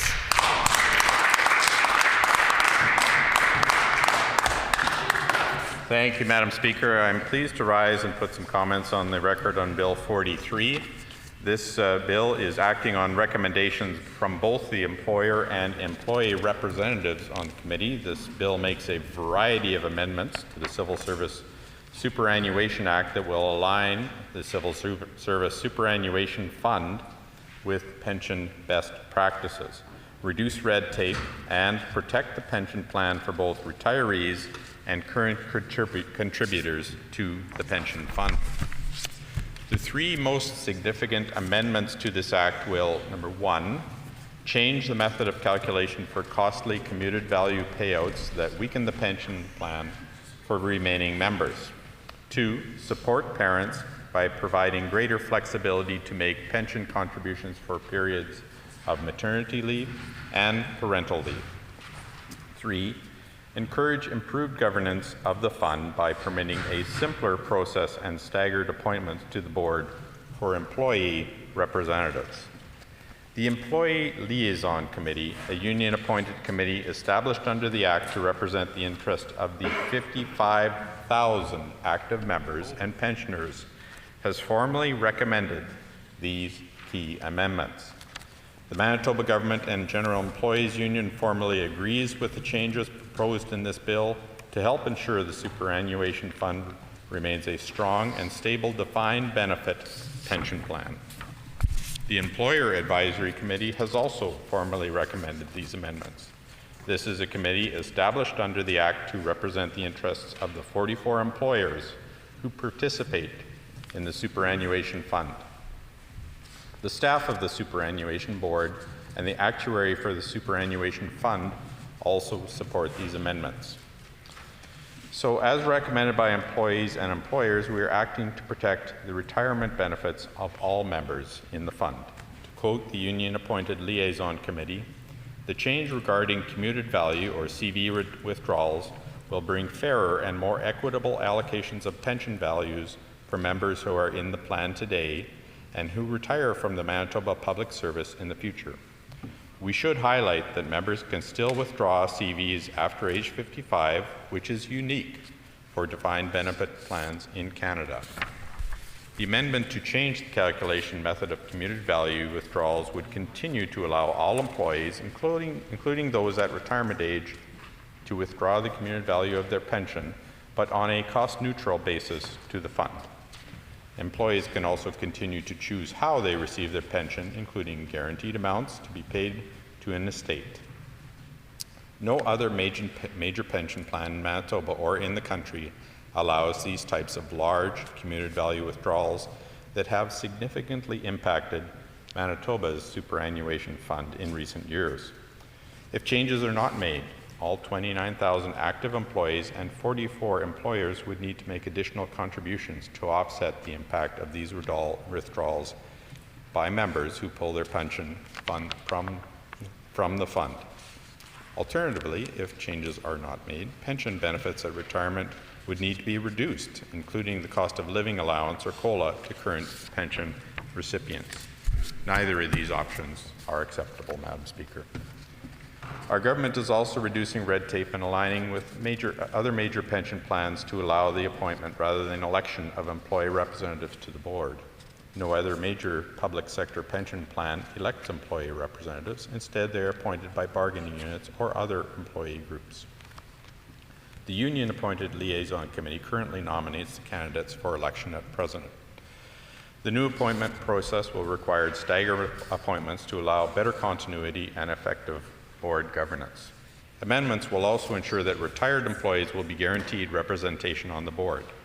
At present, there is no guaranteed representation for the over 22,000 retired employees. To quote the union-appointed liaison committee, it improved the governance of the CSSB by allowing the liaison committee to appoint employee representatives on the board. Another of the key amendments will support gender equality, and reduce red tape. Currently, an employee has to elect to contribute to their pension before their maternity or parental leave starts. When that leave happens sooner than expected, such as if an employee gives birth prematurely, they lose the opportunity to contribute during their leave. This means that female employees in particular can miss up to 1 year of pensionable service. While they can apply to buy that service back, it will cost the employee more at that later date. Amendments would allow employees to elect to contribute before, during, and for a 30-day period after their maternity or paternal leave ends, and have more flexibility on how to make payments. These changes allow employees more freedom to contribute for maternity or paternity leave, and they are long overdue and benefit everyone. Other amendments would ensure the Manitoba government has legal authority to comply with pension-related provisions of the Terranet contract, and we can quickly implement pension-related changes as required through the Judicial Compensation Committee process. There are many minor amendments to modernize language, increase clarity, simplify administration, and reduce red tape, and remove spent provisions, some of them going back many decades. In closing, these necessary amendments to the Civil Service Superannuation Fund help protect the pension promise to both retired employees who are receiving a pension and current employees who are contributing to the pension fund. The bill does not affect early retirement benefits such as the retirement bridging benefit, the Rule of 80, or vacation time banking at a time when other Manitoba public sector plans are reducing their early retirement offerings. The amendments are fiscally responsible to taxpayers and to the fund's participating employers. They improve gender equality for pensionable service and make decision-making easier for expectant and new parents. The amendments also uphold the government's contractual and legal obligations to devolve service providers, judges, and other groups. They reduce red tape and simplify the work required by the pension funds administrators. Thank you, Madam Speaker.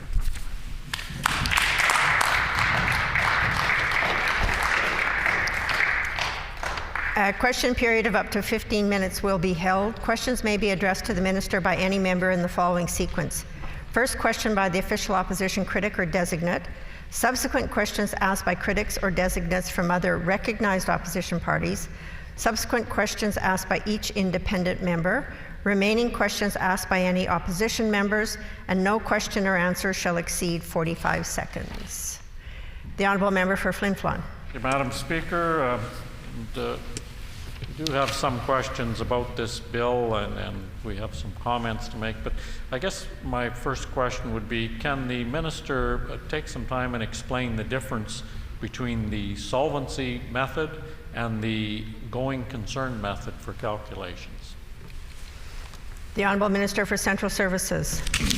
Thank you, Madam Speaker. I think that's something I would have to leave to the actuaries, and they've described what this will do to keep the fund in good shape. We want to make sure that it continues to be a very successful and viable pension fund. We know it is so now, and this will continue to make sure that that occurs into the future for the pension fund holders. The Honourable Member for Flin Flon. Well, I find that answer somewhat questioning, I guess, to say the least, that the minister is introducing a piece of legislation that he's unable to explain what one of the major changes in it means. So, you know, we perhaps need to spend some time talking about that then. So why is it significant to extend the deadline to purchase, accrue additional benefits? What's the significance of that deadline? The Honourable Minister for Central Services. I'm sorry, Madam Speaker, could the member explain his question a little bit more? He's lost me on that one. The Honourable Member for Flin Flon. Seems that the minister is getting lost quite a bit with answering questions about this particular bill, which again should cause us all to be quite concerned about him introducing a bill that he clearly doesn't understand. So why is it significant to extend the deadline to purchase additional benefits? The Honourable Minister for Central Services. Thank you, Madam Speaker. You know, we had an opportunity for the opposition parties to attend and to ask all the detailed questions of the actuaries and all the fund managers. They certainly came to that bill briefing. They asked questions. We gave them opportunity at that time to ask the detailed questions, and the actuary was there to answer this question. I am not an actuary, Madam Speaker, and I don't have the education to be one. And when I talk to the actuaries, I don't think I have the brain power either, Madam Speaker.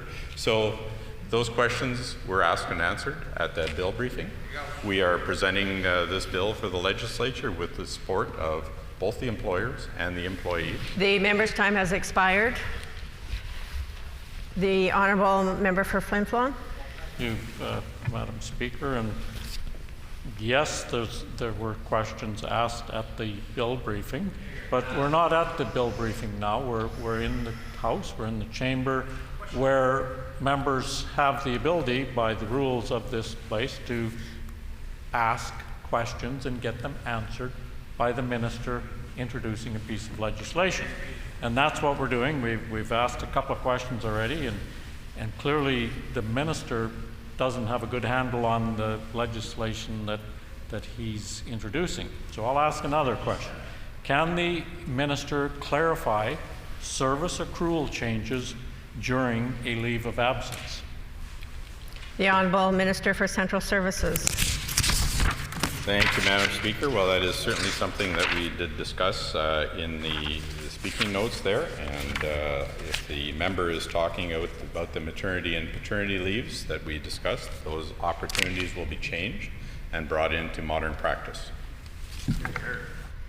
The Honourable Member for Flin Flon. Thank you, Madam Speaker. And I hear the members opposite saying asked and answered. Well, it was certainly asked, but the answer was somewhat scant again. So we asked for the minister to clarify service accrual changes. And yes, he may have done that, or an actuary may have done that during the bill briefing that we had. But now we would like a matter of record for the minister to explain some of the changes that he, as the minister, is proposing to a very serious piece of legislation. So would the minister please clarify the service accrual changes during the leave of absence? The Honourable Minister for Central Services. Thank you, Madam Speaker. Well, I think I did that, and perhaps my understanding and the members opposite understanding are different. And it was also, he was not present at the bill briefing. Another member was, asked their questions, they were answered. Perhaps he did not have those answers relayed to this particular member. So, you know, we have the support of both the unions and the employers to make these necessary changes, and if the member wants to stand in the way of that, he's perfectly able to do so, but I think he does it at some risk to the pension fund holders. Thank you, Madam Speaker. The Honourable Member for Flin Flon. Well, I take exception to the minister making some kind of veiled threats to me when I'm asking questions as allowed, and I'm asking the minister to explain changes that he's proposing in legislation. He seems either unwilling or perhaps unable to explain those kind of changes, which is then why we have things like question period, why we have committees, why we have all kinds of steps in this process. So can the minister clarify now what changes are being made to individuals on long-term disability? The Honourable Minister for Central Services. Thank you, Madam Speaker. Well, again, this is why we have bill briefings, so the members opposite can get all of the details that are necessary for that. We can certainly have the debate in this chamber as we are now. If the member wants additional information from the actuaries, I'm certainly more than willing to get him that information. That's always an option, and certainly an option was to come to the bill briefing and ask those questions, Madam Speaker. The Honourable Member for Flin Flon. Well, thank you, Madam Speaker. You know, I've asked 4 questions now for the minister to put on the record of this public chamber why he's made certain changes to the legislation that he has proposed, and yet he is unwilling to answer one question that's been asked so far, or unable, which then calls into question why he's introducing a bill that he clearly doesn't understand. So let's try again. Question number 5, why are marital relationship status determined at the pension start date and not at the date of application? The Honourable Minister for Central Services. Thank you, Madam Speaker. And again, these are questions that certainly could have been asked at the bill briefing had the member have attended. These are all things that are certainly covered. And if the member was interested in attending the bill briefing, he could have done so, or sent the questions for the member that did attend, because there were very good questions asked and answered at that point. And we listen to the groups that make recommendations on the behalf of the holders of the fund and the members of the employers, and we are following on those recommendations, Madam Speaker. The Honourable Member for Flin Flon. Well, thank you, Madam Speaker. So I guess in baseball you get 3 strikes and you're out. Here we've given the minister 5 strikes and he's swung and missed each and every time so far. He just plain refuses to answer questions during question period about the bill he's introducing. He's deflecting, he's sliding off, saying should ask somebody else, should have been somewhere else. Yes, there's bill briefings to very briefly go over it, and then when it gets introduced in the House, we have the opportunity to ask questions. That's what he's here for today, is to answer those questions. So let's start again. Can the minister explain the difference between the solvency method and the member's time has expired. The Honourable Minister for Central Services. Thank you, Madam Speaker. Well, again, I didn't hear a question, Madam Speaker, but we'll assume that this was a question that the member might have answered had they attended the bill briefing. And I did not set a timeline on the bill briefing. We stayed in the briefing as long as members were there to ask questions, and those questions were answered, Madam Speaker, at that bill briefing. If the member was not able to attend that briefing, I can't speak to that. They did have a member that attended and asked questions. They were answered, Madam Speaker. The Honourable Member for St. Boniface. Thank you, Madam Speaker. I would argue that this is a refreshing display of candor and humility on the part of the minister. We don't often see it. It's nice to see that he admits that when he doesn't know something, that is actually something I struggle with myself. I just did want to ask, how long has this legislation been in the works, or has it been? How long has it been proposed? Is this new legislation, or is it something that that people have been calling for a period of time? The Honourable Minister for Central Services. Thank you, Madam Speaker. So both the liaison groups have been asking for this legislation for a number of years. In fact, portions of it were introduced by a previous government and died on the order paper.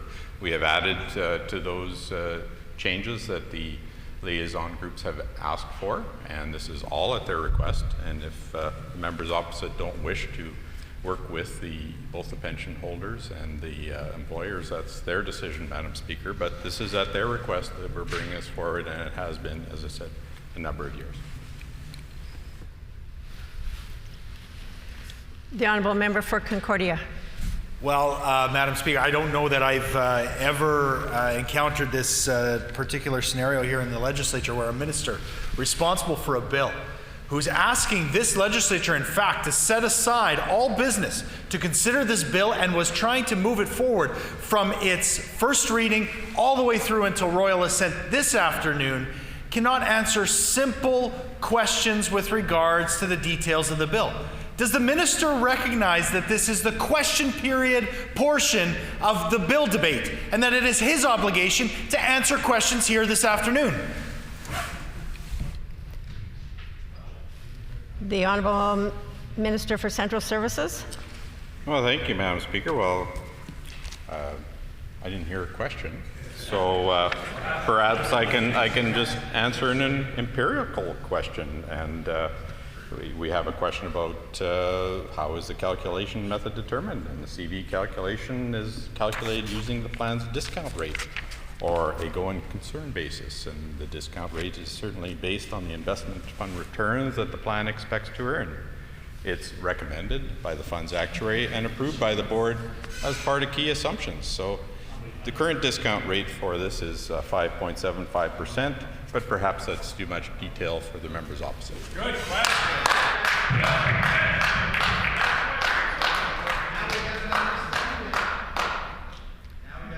Order. The Honourable Member for Flin Flon. Well, thank you, Madam Speaker. It's nice to see that somebody finally supplied the minister with the answer to the bill that he's introducing, that he clearly doesn't have the answers.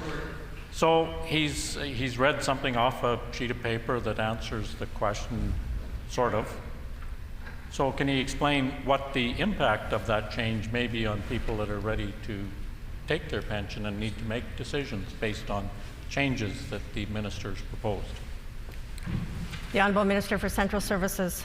Thank you, Madam Speaker. Well, the impact on the individuals is something that they need to deal with their financial advisor on, Madam Speaker.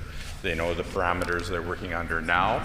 They understand from this bill, with working with their financial advisor, what those parameters might mean to them.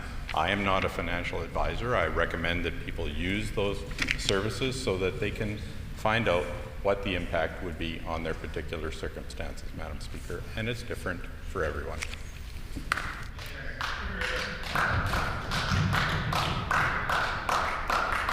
The Honourable Member for Flin Flon. Thank you, Madam Speaker. So when the minister was developing this bill that he's unable to answer questions on, was there an analysis done to determine what the impact would be on individuals who wanted to take a pension today as opposed to waiting for a year or two? And if so, can the minister expound on what those impacts were and who advised him on the changes that he's made and how that affects individuals? The Honourable Minister for Central Services. Thank you, Madam Speaker. Well, again, the recommendation was from the Superannuation and Insurance Liaison Committee and the actuaries that work on this particular pension fund. It is a fabulous pension fund, I must say. I think the member opposite must know that. The details of the individual pension fund holders are where they need to get advice from people that are much more knowledgeable in this than I do. I can tell them that on average about 1,500 members do withdraw or transfer out of the pension fund every year to take the community value withdrawal. About 75% are under age 55 and usually are changing employers. So we can go on if he needs more information of that. But the member's time has expired, and the time for this question period has ended. The floor is open for debate. The Honourable Member for Flin Flon. Well, thank you, Madam Speaker. And you know, we've just gone through a question and no answer period with the minister. Really and truly, what questions we asked were relatively simple to answer, but we didn't get answers. The people who are about to take a pension have concerns, and those concerns can only be exacerbated by this government's desire to ram this bill through all in one day without the opportunity for people to come to a committee and ask questions. And certainly I appreciate the fact that the pension board and pretty much all parties on that board, the union folks, the management folks, have all had their input and have all made suggestions towards this bill. And I understand also that for the most part they are in favor of the bill. But, and this is an important but, we have a democratic process here. The minister clearly doesn't understand it, but his House Leader does, and his House Leader is attempting to force this legislation through without the proper oversight, without the proper debate, without the proper opportunity for people to come out and say, yes, we support it, or no, we don't. And certainly, while the overall opinion seems to be that it is something that should be supported, it's not necessarily a bad thing for the plan going forward. It may very well have huge impacts on people right now. There's implications that I realize the minister doesn't care about individuals and certainly doesn't care about workers. Otherwise, he would give those people the opportunity to have their say. And that's what we're attempting to do here today. At the end of the day, I suspect this bill will pass. But it shouldn't pass until people have had the opportunity to have their say, either for or against. So why does this government think that changing the pension laws is of such huge importance that during a pandemic, this is what they want to talk about? Well, there are some reasons why they want to talk about that today rather than things related to healthcare, rather than things related to personal protective equipment supplies, rather than talk about people that are suffering, people whose livelihoods have disappeared. We've heard earlier today about fishers, for example, that government doesn't want to talk about that. They don't want to talk about those individuals who are really caught in a no-win situation. That, well, it's this government, it's that government, it's no government, they don't have a business license, they don't do this, they don't operate the same as other people, so we don't want to talk about that. We want to talk about what the minister would have us believe are some relatively benign changes to the superannuation pension plan for civil servants. So there are implications for people that are ready to retire, and certainly we've been hearing from individuals that have some of those concerns. So should we just sit down and be quiet like this government would like us to and let them ram through some legislation without fully exploring all the ramifications of that legislation? And I hear them all catcalling and cheering that, yeah, sit down and don't raise the issues that individual Manitobans have. Well, I'm here to tell you, Mr. Acting Deputy Speaker, that that's not going to happen. It's not going to happen today, it's not going to happen tomorrow, and it's not going to happen any day as long as I'm a member representing people that have concerns. And while certainly at the end of the day this may make the plan stronger, and that would be a real legitimate concern, perhaps, if the government had been making all their contributions that they should have to keep the fund fully funded, but of course they haven't. And it's somewhat concerning that while we're on the cusp of unprecedented layoffs from the public sector, that we know this government has fully intended to chop the public service. And while some of those individuals may very well say, well, you know what, I'm going to take my pension. I'm going to try and help my brothers and sisters and make sure that younger people can keep working. But not with this government. This government has to rush through a pension change without giving workers the opportunity to understand the ramification of those changes on them as individuals. And there are severe financial changes that will affect individuals that are about to get axed by this government. So we know that this Pallister government wants to cut the civil service. Well, they already have, haven't they? How many thousands of workers have already seen their jobs disappear while this government claims no change in how it affects the frontline service? And we know that that's also not accurate because it's had huge impacts, and we've talked about them any number of times in this chamber. We've talked about them in the House any number of times, that simple little things that this government has claimed have had no impact have. Things like, well, let's all agree that fishing licenses should be just bought online, which now has impacted some local small businesses because they don't do online. Because I don't know, Mr. Acting Deputy Speaker, whether you've ever heard me talk about the absence of reliable internet service in the north, but businesses don't have that ability. I have an individual who runs a bear hunting business who doesn't have internet and is trying to figure out how he can get licenses.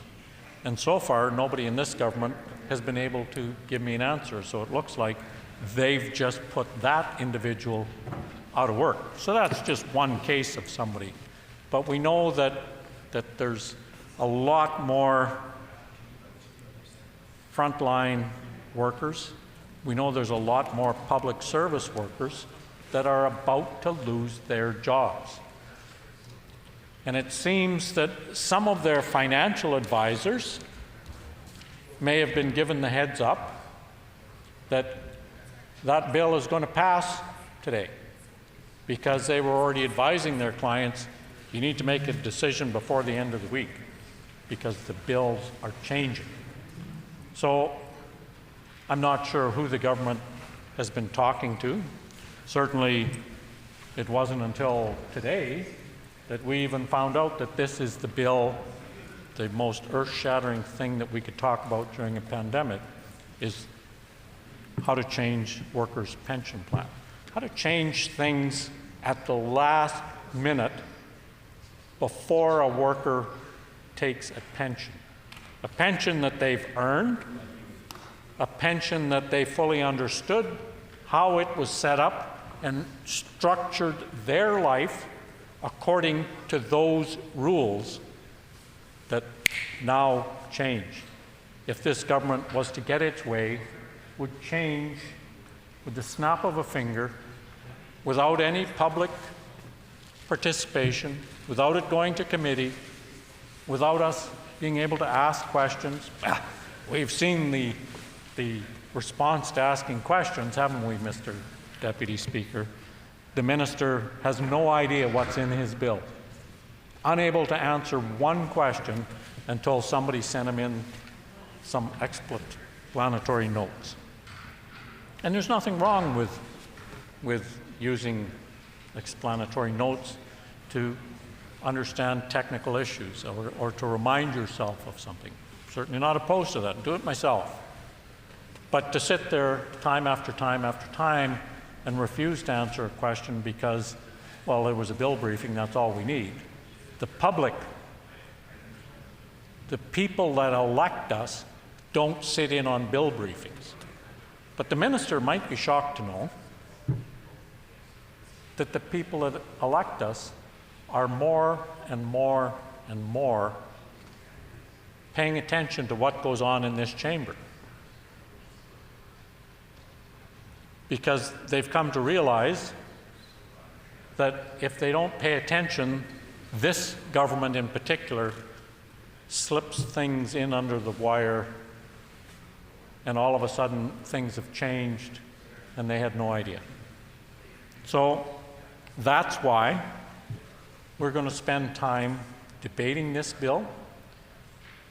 We've tried to find out from the minister what some of the impacts on individuals would be, and certainly I've heard from any number of individuals that are seeking answers, are trying to make decisions on their future based on information that this government won't supply them, based on information that isn't really there yet, because we haven't explored everything in a debate around this bill.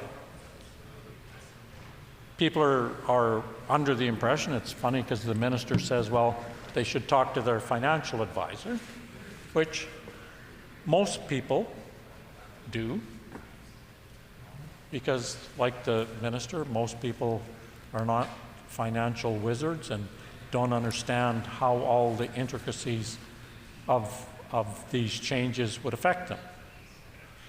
But that's where the red flags started coming up, wasn't it? When they went to their financial advisor and got told, well, if you retire today and take your pension today and decide to take the commuted value, here's how much money you would have to invest so that you could guarantee your pension. But if you decide to wait until tomorrow, if this government would have gotten its way and passed this legislation through the royal assent today, which thank heavens they didn't, if their financial advisors are telling them that if you wait till this bill passes, here's how much money you would get with your accrued value, here's how much less you would have to plan for your future. Here's how this change will affect you as an individual without anybody having the oversight in this chamber to talk about that. So people are quite rightfully concerned. This government needs to listen to those concerns. And for the overall plan, these changes may very well lead to a stronger plan eventually. But if they're concerned about a run on the pension plan, maybe this government should reconsider its plan to lay off so many civil servants.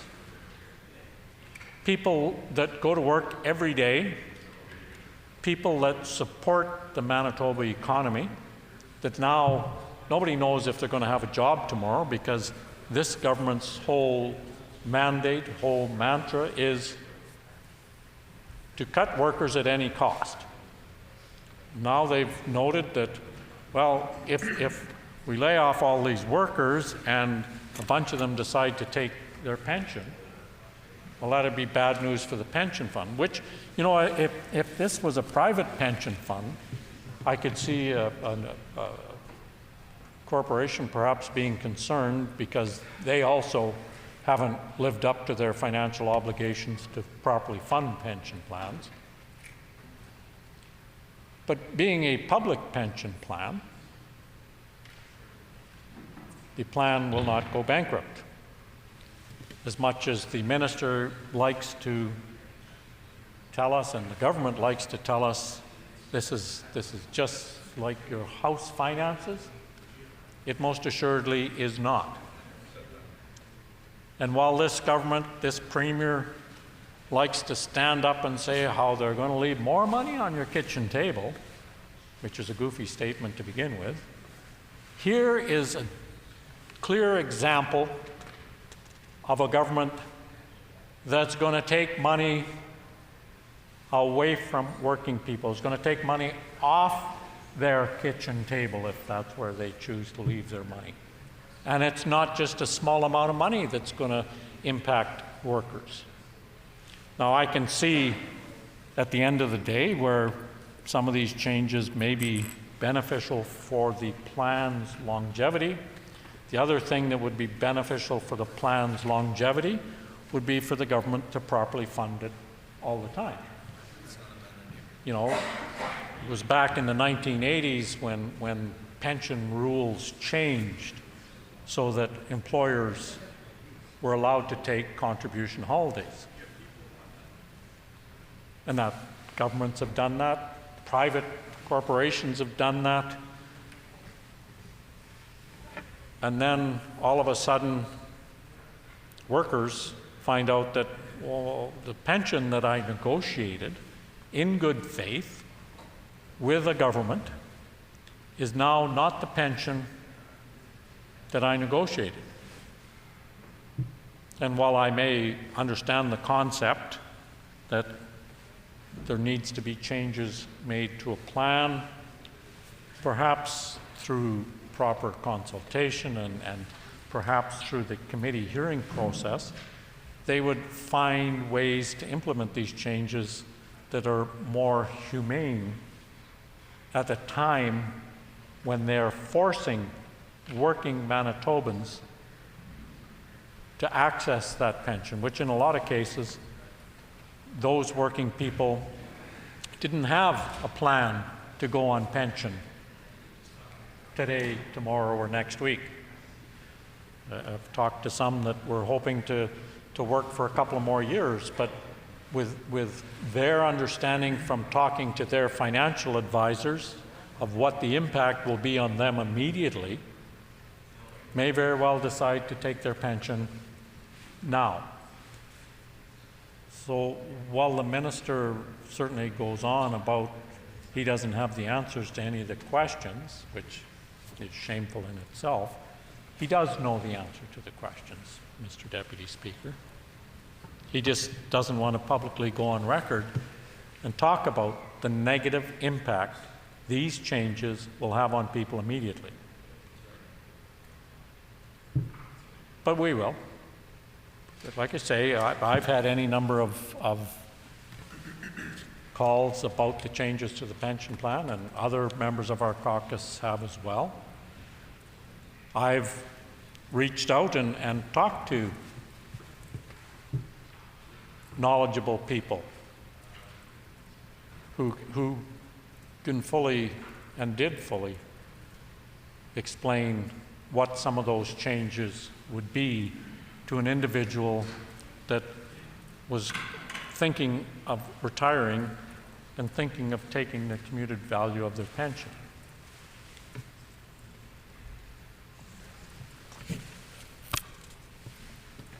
And it's funny because some of the answers that I got to some of the questions that I asked, there was huge implications to individuals. That perhaps instead of working for 2 more years, they'd better go now because they wouldn't make up the difference.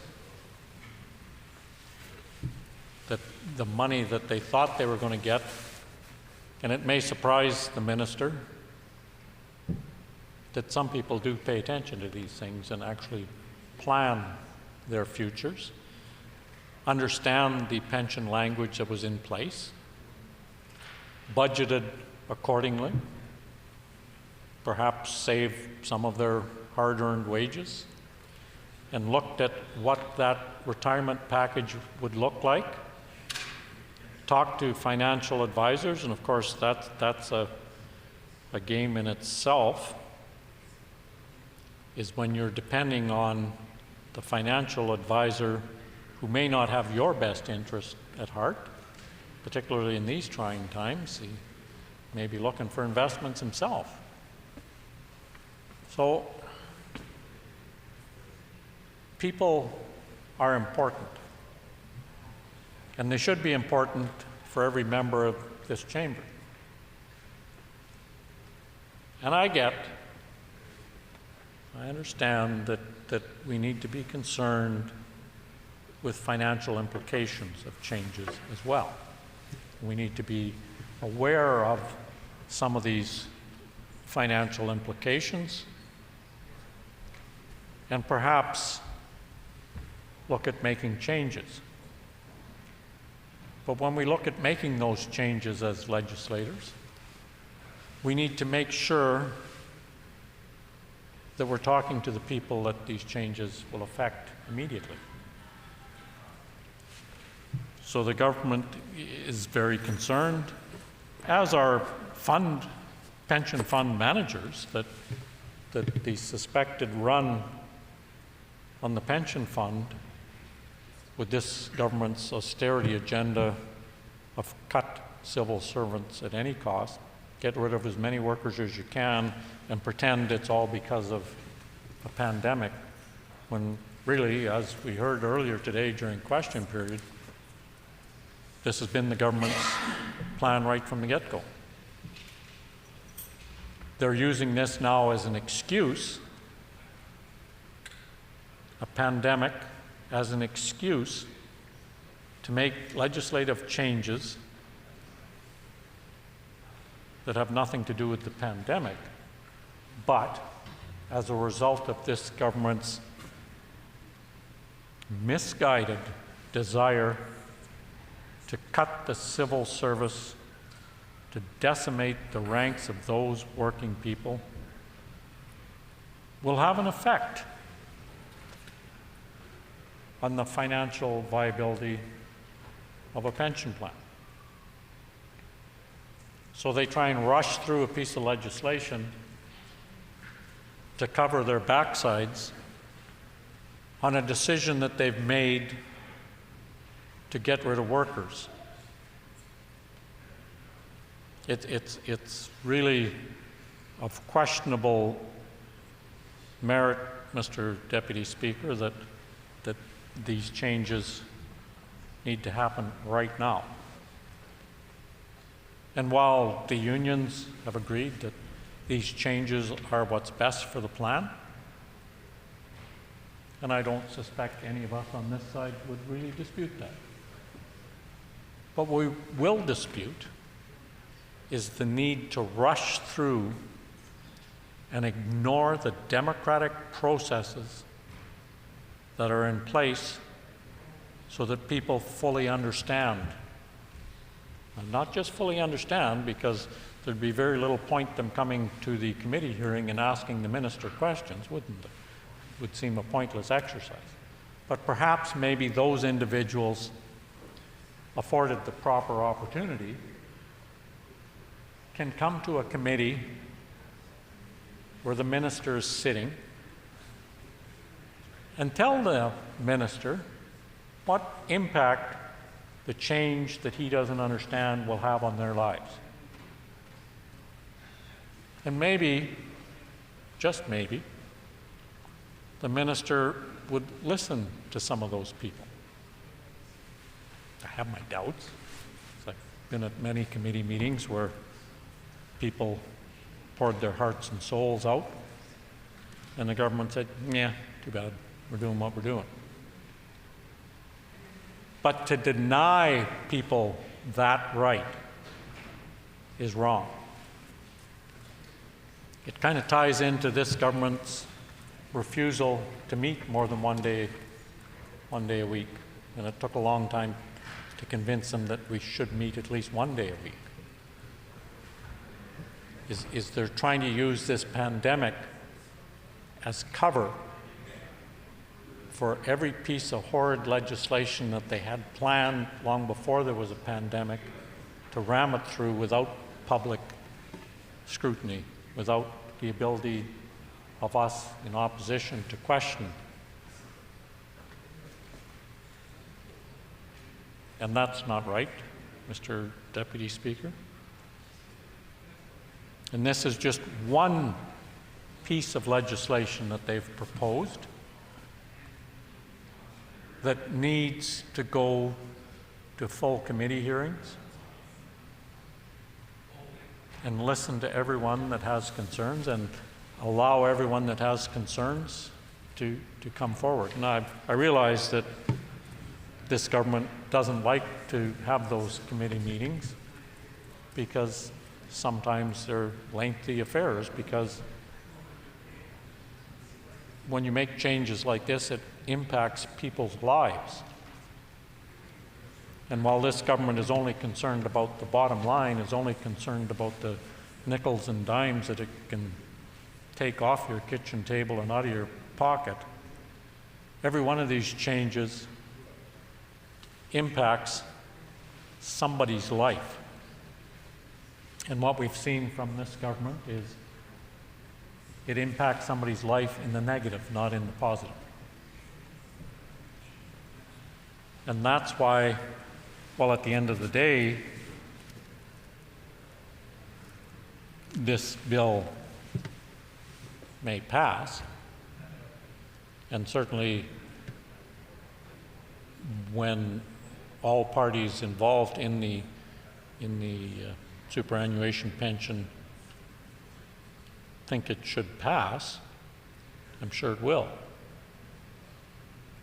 But what I'm also sure of, Mr. Deputy Speaker, is it's not passing today. Because people, and I can't stress enough, people need to have time to understand the changes that are coming and need to have time to make decisions based on those changes. When people are trying to decide such a major change in their life, when they're trying to decide to go from earning the wages that they've been successful in negotiating, which really this government doesn't believe in that process either. They don't believe in actual negotiations. They don't believe that those working people deserve anything. We see that, you know, they stand up and say, oh, we've got to thank all the frontline workers. Well, the best way to thank those workers is to show them respect, to allow them to negotiate wages, to allow them to fully understand the implications that these changes, like this Bill 43 has, to allow those people that they supposedly appreciate the opportunity to not just look at this legislation, but to fully understand it and to question the government on some of the subtle and some of the not so subtle nuances of what appears to be a minor wording change, but isn't. It has effects on people's lives, and that's the part that this government misses out of every discussion they have, is people. They chase the almighty dollar and ignore people. They ignore people having decent jobs,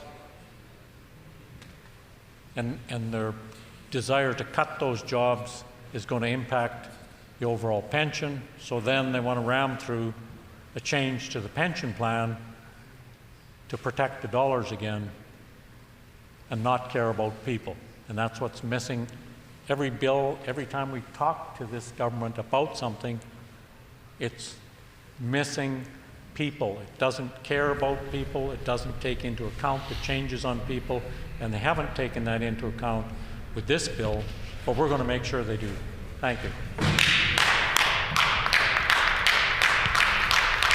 The Honourable Member for Turtle Mountain. And Mr. Deputy Chair, you know, I'm so honored to put words on the record on Bill number 43, the Civil Service Superannuation Amendment Act. I kind of resent what the member from Flin Flon says, that we're not for people. You know, I would have to say, Mr. Deputy Chair, that my clientele, that I used to be a financial planner, and that's probably why I'm up here today, is that I actually advised my clients about, you know, when it comes to closer to pension.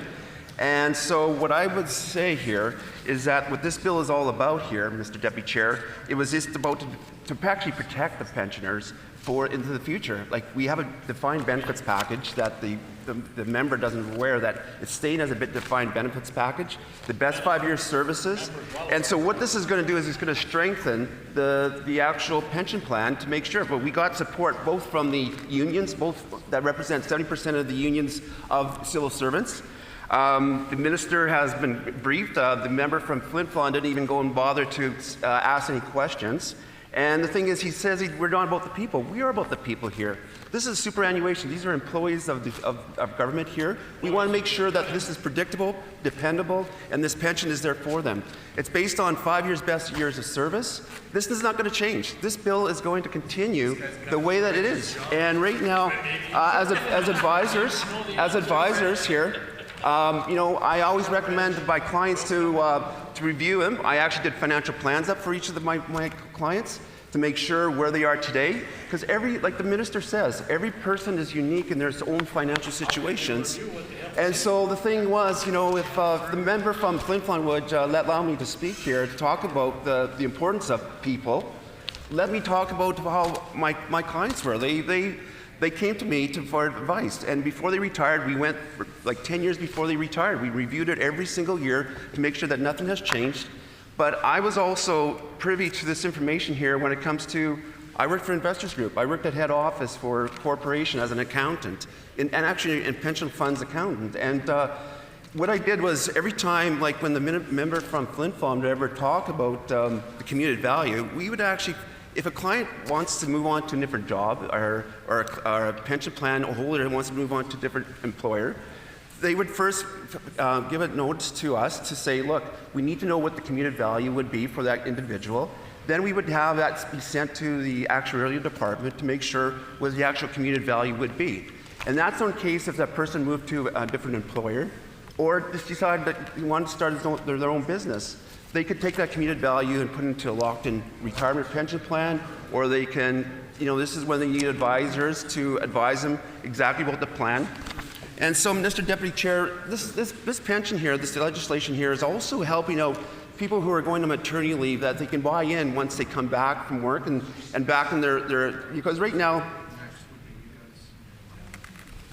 when it comes to going on mat leave or maternity leave or parental leave, there's also situations where, you know, they can't really come up with that extra money. So when they go on maternity leave, they take that time off, they spend that time with the 1 year with their child and making sure they have that time. Back in the past, you know, used to be 3 months, 6 months, now it's a year. So they have that time to take that time to bring that child for 1 year until they find daycare, move that child into daycare, and then they're able then to, after they get back into normal with their into the day-to-day back to work, then they can start buying up on that pension plan. This is what this allows, this pension plan legislation allows that to happen, that they can purchase the years that they had to take time off. So this is what this whole pension legislation is all about. And like I said, the pension plan does not change. According to the member from Flin Flon, he's like little Chicken Little. The sky's falling. But this is actually going to be predicted. It's going to be there for the pensioner down the road to make sure that it's available to them. And this is what we're doing. And if the unions of all the representative of the civil servants are here to support that, I believe that the minister, with his briefing that he had potentially with whoever actually represented the member from Flin Flon, everybody's on the same page here. And I believe that this is a really good legislation to make sure that there is going to be that we as a government can sustain those pension plans, to make sure that we can continue contributing to those pension plans, and that the pensioners have a good future ahead of them. Thank you, Mr. Deputy Chair.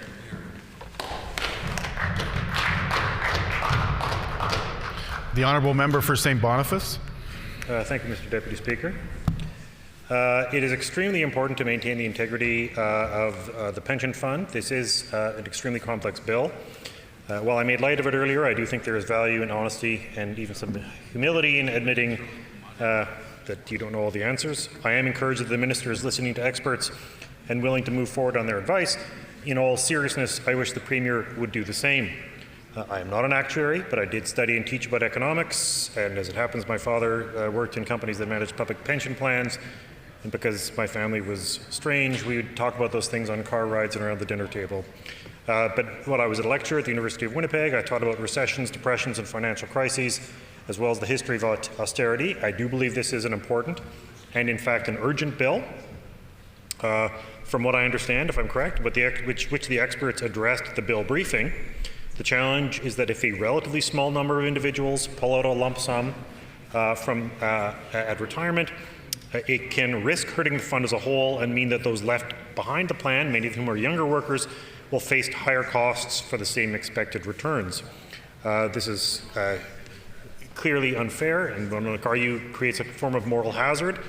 It means that workers close to retirement or at retirement will be able to get the full benefit, and without intending to at all, because they're looking after their own interests, pass costs to younger workers. And that's something I think we can all agree that we don't want to see happen. But the COVID pandemic has brought into sharp relief just how fragile our economy is, and how connected we are, and how dependent we are on one another.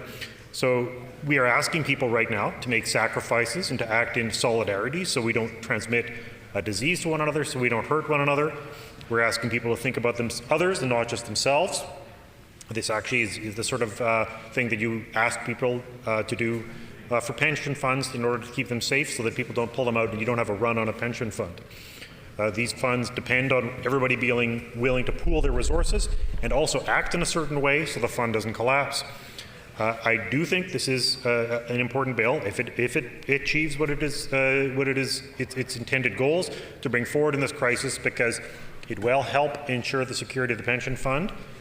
If the actuaries are correct, it will protect the vast majority of workers who would otherwise face increased costs if just a few people pull out everything.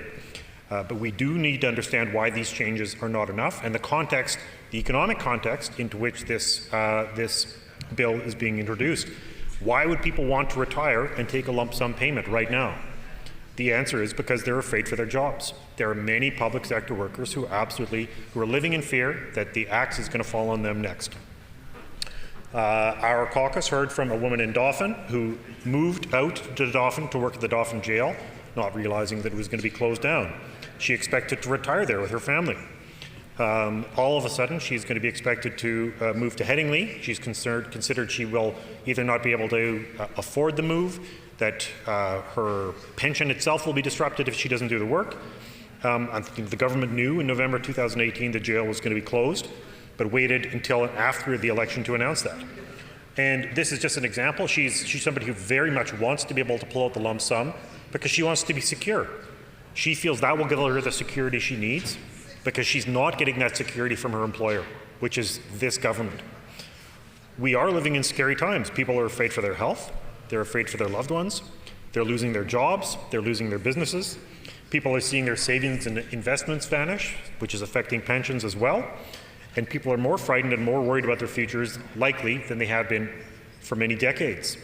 And in the midst of this, the government has been adding to it by saying they want more layoffs. I know the Premier has been trying to minimize it and say it is just 2%. But the people who are being laid off aren't losing 2% of their salary.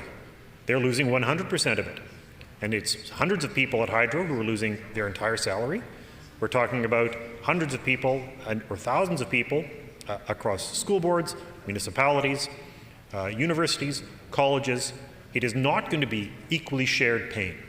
We're talking about taking all that pain and focusing it on a small percentage of the population, and that is completely unfair. But that is why people are afraid, not just because there are a bunch of people who know that they're up next, that they are going to lose their jobs, that they don't know if they're going to be able to pay their bills or their mortgages, but because there are so many other people who are afraid that this is only going to get worse, especially because this government has shown every indication that they will not help adequately. I will say that. So, of course, people are going to want to pull out all their savings because they are losing their job, their families and friends are losing their jobs, they don't have anywhere else to go, They may already be strapped with debt and can't take on any more debt. So the only place they can go is to their pension in order to be able to get a source of funds. And we talked, and frankly, governments have been taking measures, but it has not by any means gone far enough. We're continually hearing from small business people who are afraid they're going to lose not just their business, but the life savings they poured into their business. I've talked with people in tears who are afraid they're going to not just lose their business, but lose their house because they're not going to be able to pay their mortgage. And if governments don't step up to make sure that people can pay their bills, we're going to pull money. They are going to want to pull up monies out of pensions because they have nowhere else to turn. So it isn't enough. It isn't enough to just pass this bill. We also have to be doing more to make sure that people don't feel the need, so that we're actually either preserving jobs or creating jobs, making sure people can continue working so people aren't losing their work and they're not losing their income. But that is exactly what this government is planning and proposing. That we haven't seen an actual plan, we haven't seen any numbers to justify it, and worst of all, we don't have any projections about what this is supposed to do. Because there are different perspectives on this. When I look at the kind of draconian cuts that are being demanded, I think about what happened in Europe, where all sorts of supposedly very smart people came together and imposed brutal austerity on Greece. And the projections were that within a couple of years, everything would be back to normal. But instead, it kept getting worse, and it kept getting worse, and it kept getting worse. And at a certain point, you had 50% unemployment for young people in Greece, you had 25% unemployment for adults in Greece, and they lost 35% of their GDP. That is a worse economic impact than the Second World War delivered to Greece. These are, and the reason for that is because so many, yet very smart people, do not realize the colossal impact that debt has. And when we had cuts, when there were cuts in the EU, what was called the EU periphery, the countries that were late joining in, a single euro could result in a $1.70 loss in GDP. So we're not talking about the idea that, well, we're going to cut $860 million and that's going to just result in $860 million in so-called savings. Because it's a fundamental principle of economics, all spending is somebody's income, and that's something this government doesn't seem to realize. All spending is somebody's income. All that spending the government does is somebody's income, and they spend it into the economy. When the government doesn't spend money on itself, it spends money back into the private sector. And when you shrink that, all you're doing is shrinking the overall size of your economy. So the decision to engage in austerity right now, people have described it in absolutely brutal terms, but it's going to have the exact opposite effect that it has, that is expected, because a single dollar, just as when you simulate and spend $1 and put it into the economy, it gets passed on and you can end up with more than $1 in benefits. A single dollar in cuts, when the economy is in a massive recession like this, can result in more than $1 in losses. I can't say this enough. It's absolutely reckless what this government is doing in proposing these cuts. Because all it does is amplify the pain. It doesn't make sense. And I heard today that the Premier was expecting a V-shaped recovery with the expectation we'll just be able to go back to normal, everything will open up. But there are projections in the US that within a month, half of all small businesses could be broke. We're still hearing that from small businesses here in Manitoba because they can't pay their rent. There are places that are going broke right now, and landlords aren't signing on to the CECRA the way they should be. And there have been a number of businesses have reached out to us because they say they're desperate because landlords aren't signing on to the commercial rental assistance. And my colleague, the MLA from River Heights, mentioned this today as well. It's absolutely critical that this government steps forward and puts a moratorium on commercial evictions if we're actually going to preserve businesses, and that we require landlords to participate in the CECRA. Because otherwise, we're going to see huge amounts of insolvencies, and those businesses are not going to come back. And this is what's so important about the difference between what we're trying to achieve, which is to say we need to preserve as much of value, as many people working, as many institutions, whether it's a small business, whether it's a college, a university, whether it's a not-for-profit, whether it's a cultural organization, a charity. These are all organizations that do important work. And one of the basic principles, which this government doesn't seem to realize, is that workers help generate revenue. That's what people who work at Hydro do, and that people in government help people make money. That's part of what government does. That's part of where these investments matter. And I have to say, I'm watching this government's decision to make cuts with real horror, because I've heard stories. But my father grew up in the Depression, though it was fine for him because they were living on a small patch of land out in Headingley. But there was no money to be had. They were very lucky because they actually had a small building to live in, and they could actually farm enough to be subsistence farmers and survive. And many people didn't. And there were times when unemployment in the prairies in the 1930s was 75% in some communities. It was absolutely brutal. And I'm watching this government's decision, like I said, to make cuts with real horror, because I've studied these, partly because I've studied and I've taught these things, and that all the evidence for the last 12 years is that austerity doesn't work. Since 2008, every single jurisdiction that cut ended up with a worse economic performance and higher debt.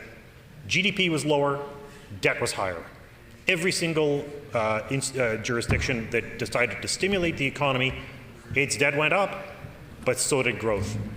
So you ended up being stronger and more resilient and more able to pay off that debt. And so we're doing the exact opposite of saying, well, we're going to borrow billions of dollars this year, but we're actually not going to borrow enough to put people to work. I mean, today when the Premier said, look, how can you say this is when we're borrowing money? Well, because we're laying people off, because we're putting a gun to organizations' heads and saying, if you don't find the cuts, we'll find the cuts for you. If you don't find the layoffs, or if you don't find the savings, or if you have found the savings, we're going to tell you, you know what, we know you found the savings, but that's not good enough. We want people to be laid off. Because that's what we're hearing from the U of M, that's what we're hearing from Hydro. And I can't emphasize this enough, because I'm also tired hearing that these times are unprecedented. These are precedented times. We've had pandemics before. We had a pandemic here 100 years ago. And my great-grandfather died in the Spanish flu epidemic in 1918. He left behind a pregnant wife with 5 children, and they grew up in grinding poverty because there was nothing to help them. He died and he was the breadwinner. My father was born in March 1933, to the very depths of the Depression in Manitoba. He grew up in a shack in Headingley. And this year looks more like 1929 than many people are willing to recognize and admit. We have had a decade of where the economy has been driven mostly by low-interest debt.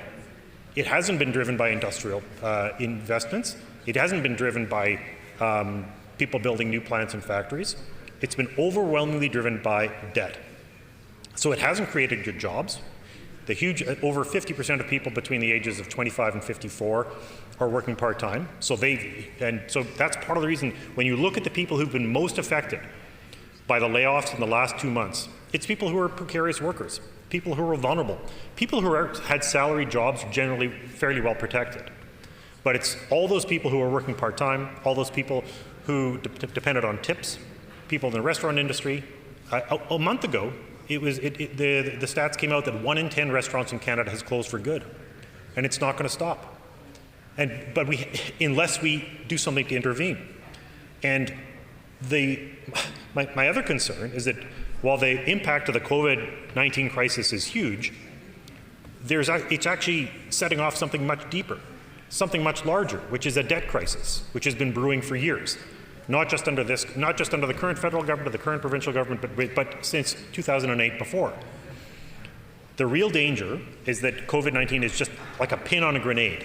It's only the pin, and we're going to be setting off a much larger debt crisis, an insolvency crisis, because, and the Premier and I have both talked about this, that 50% of Manitobans and 50% of Canadians are a paycheck away from insolvency. And the reason for that is because they have so much debt. And the reason they have so much debt is because they've been told to take it on, and they have had no other opportunity. They haven't had a raise, it's hard to get a job, it's hard to get a full-time job, it's hard to get a full-time job with benefits. And as a result, it's been very, very easy to get debt. I get email after email from banks offering me new credit cards, they're offering me lines of credit that I don't need, and that they shouldn't even be offering me.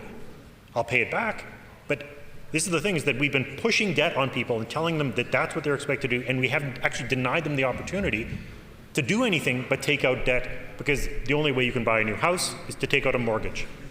The only way you can afford to buy things is to take out a credit card. The only way you can afford to go to university or college is if you take out a student loan. And the 2008 financial crisis was caused by, and people talked about it, was mortgages. And there was a massive bailout of banks, including in Canada, and we're doing another bailout right now. Because what are we bailing people out for? It's mortgages. Because we've had policies at the national level and the international level which have been absolutely reckless in persuading people to take on debt that they can't possibly afford. And now all of a sudden we're going to have to pay the piper. And I don't know that we're going to be able to do so. That the amount of debt in the world is so great, whether it's corporate debt, government debt, personal debt, that this is something that is not recognized. I don't think it's recognized by this government, but I also don't think it's recognized by the economists and the advisors they listen to. And that's why I'm so horrified by what's happening. Because I can see what's happening, and the assumption that we're just going to have a V-shaped recovery, we're going to bounce right back, ignores the fact that people are in so much debt. And that depth of that debt is so great that it is basically, the other comparison is when you're trying to blow up, there's World War II movies about blowing up dams. And when you blow up a dam, you don't actually have to blow up, you just drop a single charge, it sinks down to the bottom, goes off, and then the pressure of the water itself is what destroys the dam, not the bomb. And that's what we're looking at in terms of our economy, in terms of debt.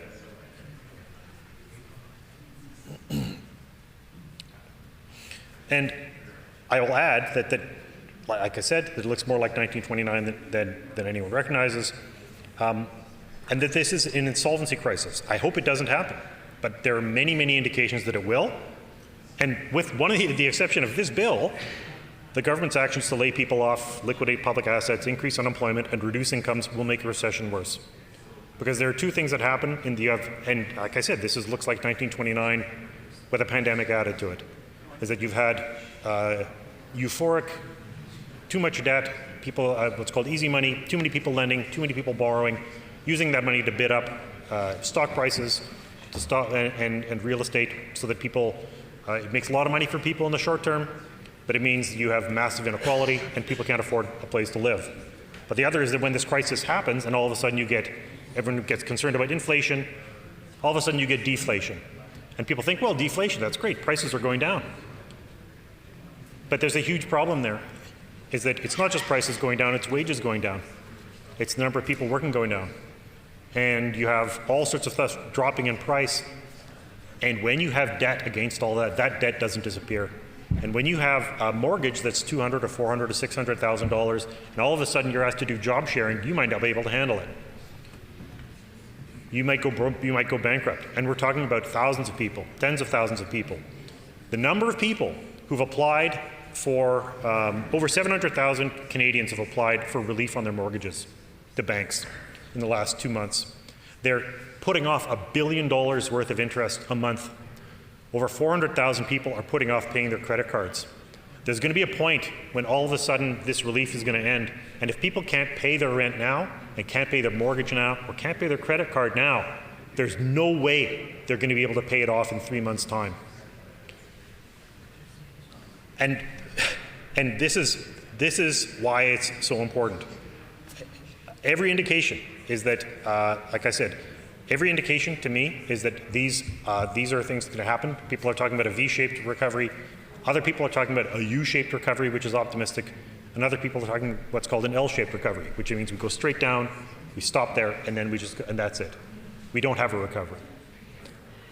And in situations like this, the fact is that when the private sector goes up in flames, the solution is not to set fire to the public sector as well. It's to make sure that you're holding on to as much as you can, because the public sector can be a bulwark. It's not about expanding the public sector, it's about not cutting it. But it also means that there are times, like in the Depression, when governments act to recapitalize and rebuild the private sector so that we can go back to having a mixed economy that works. And that's not what we have now. And we can't, I think the idea that we're going to go back to the status quo is something that is not just something we should reject or hope for. The status quo really was not working for an incredible number of Canadians and an incredible number of Manitobans. Whether they're First Nations, whether they're precarious workers, whether they're young people, whether it's people struggling with debt. There are too many people who haven't had a raise, and we have an opportunity and I think an obligation, not just to make sure that we're looking after everybody, not picking and choosing who winners and losers are, but to look after everybody to make sure that they're safe and secure through this crisis. And that goes beyond health. Because the fact is, if people can't pay their bills, they can't eat. And we already have a situation like that. We already have hunger in Manitoba. Order, please. I would just ask the member to draw himself back to the relevance of this debate, which is on the Civil Service Superannuation Amendment Act. So with the member's support, I would ask him to make his comments relevant to this bill that's being debated on the floor right now. The Honourable Member for St. Boniface. Thank you, Madam Speaker. I'm almost done. So, and I'll just say, like, to put my comments in context, that it's important to understand this bill in terms of the economic context, the current economic context, and why people would be, why people would feel the need or the obligation to pull out all their pension funds because they're worried about losing their jobs and because of the level of economic insecurity that's happening right now. And I will say, as I said before, the government keeps saying this crisis is unprecedented, but their response is highly precedented. It's not an unprecedented response. It's been more of the same. We're usually more of the same, but on steroids. So we're seeing, before we saw some cuts, we're just saying, well, let's just do more cuts, more austerity, more freezes, and that will somehow solve the problem, when that is actually part of what? The entire problem, because we have not had an adequate, we actually have not had strong enough public sector contributions to the economy in order to make sure people safe. And that's so clear because why are we having to announce all these supports and countless new programs if everything was fine beforehand? This crisis has shown just how rotten and tattered our safety net has become. And an unprecedented reaction from this government would be to turn away from austerity cuts, and an appropriate reaction in order to be actual to invest. Because tens of thousands of Manitobans are going to be begging to crack open their pensions when they shouldn't, and it'll further destabilize the economy because they don't have the support they need. So I will I thank the government for bringing forward this bill. We do believe that this is a bill that needs to happen in order to protect workers and to protect pensions, but much, much more needs to be done. Thank you, Madam Speaker. The Honourable Member for Concordia. Thank you very much, Madam Speaker. Honour to rise here today to put some words on the record with regards to Bill 43. I wanted to begin my comments this afternoon by commending and thanking the member for Flin Flon for his important words that he put on the record with regards to this bill, and how he time and time again stands up for the working people of this province, and once again here today has stood up to defend the rights of those workers and to defend pensions here in this province. And I think he should be commended for that work. And it was certainly important that he led the discussion here this afternoon. I am surprised that once again we have no one from the government side who wishes to put any further words on the record here yet this afternoon. Now, I do understand that there certainly will be, I'm sure, days and days and days of debate that will happen with regards to Bill 43. I'm sure every member of the government side will want to get up and actually put some words on the record. I know certainly members of the opposition will continue to ensure that workers and their rights are being spoken about and defended here in this legislature. I think that is what we are here for.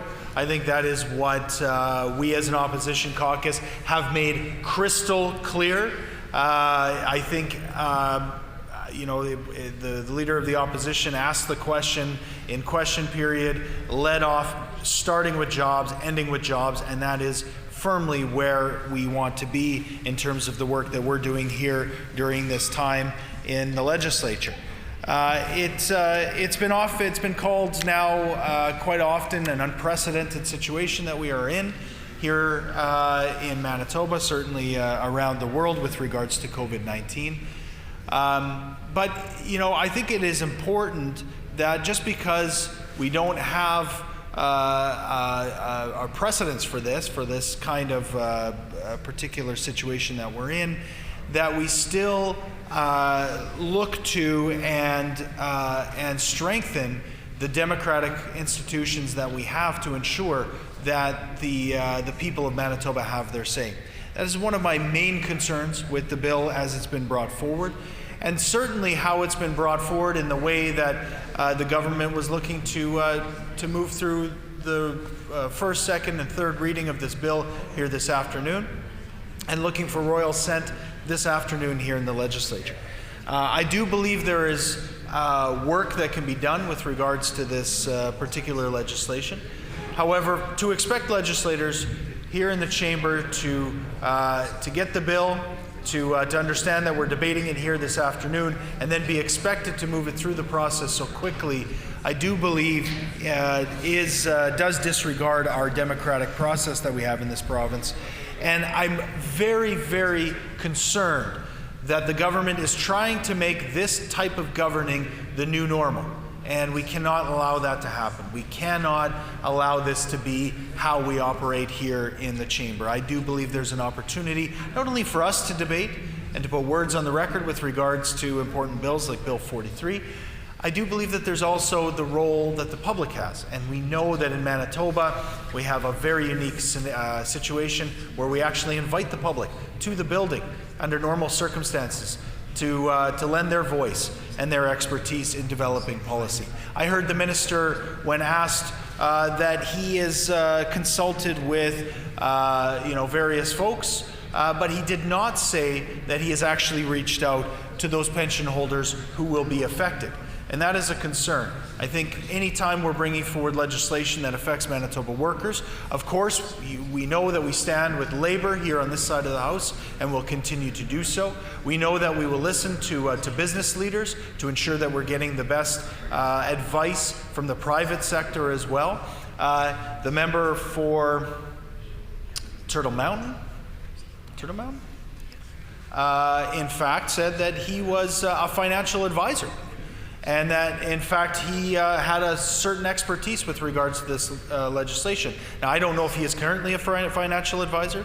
I'm not sure how the conflict of interest rules around this place work. He apparently knew that this bill was coming forward here this afternoon for debate, and he said he spoke to some of his clients about that.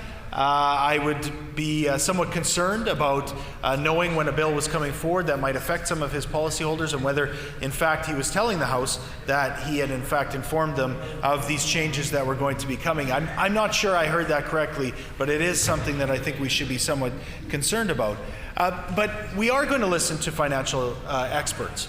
And we're going to listen to those folks, as the minister said, the actuaries. He kept referencing the actuaries and how only they held the information that was being asked by the member for Flin Flon. Only the actuaries could answer the questions that were being asked here. We would seek out their advice.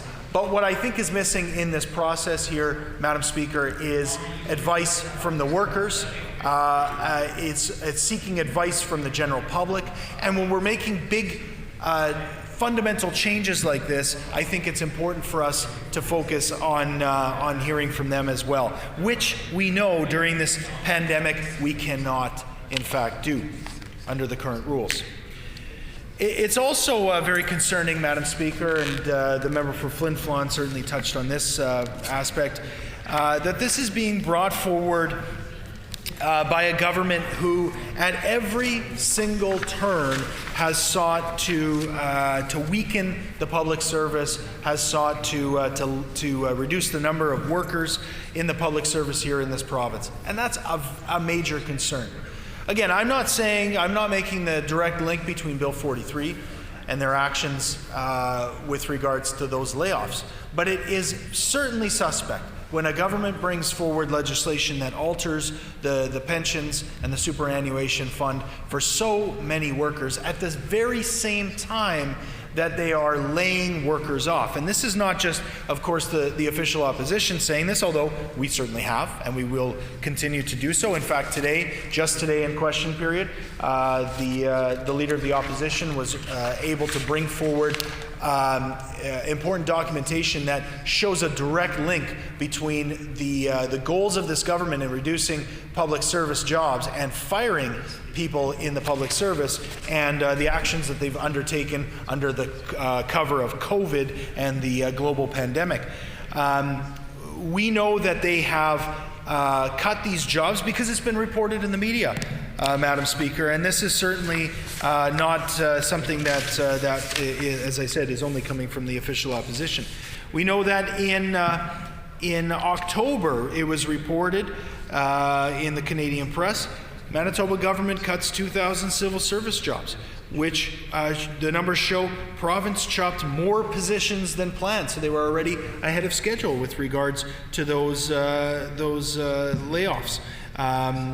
We see that 2,000 fewer jobs were at this time were in Manitoba in the public service. And this was before the government had what they felt was the cover they needed of a global pandemic to really begin the cuts that we're seeing now. And we're seeing those coming even more intensely than they have before. So why should we be concerned? Because we know that when the government is cutting jobs left and right like this, we know that it's been, as I said, 2,000 jobs reported at that time, but we know in total there's been almost 10,000 combined layoffs and job cuts. And it's civil servants who are asking us, as the official opposition, to stand up and say, why is nobody on the government side concerned about this? Why are they not standing up to the Premier and saying that this needs to be done differently?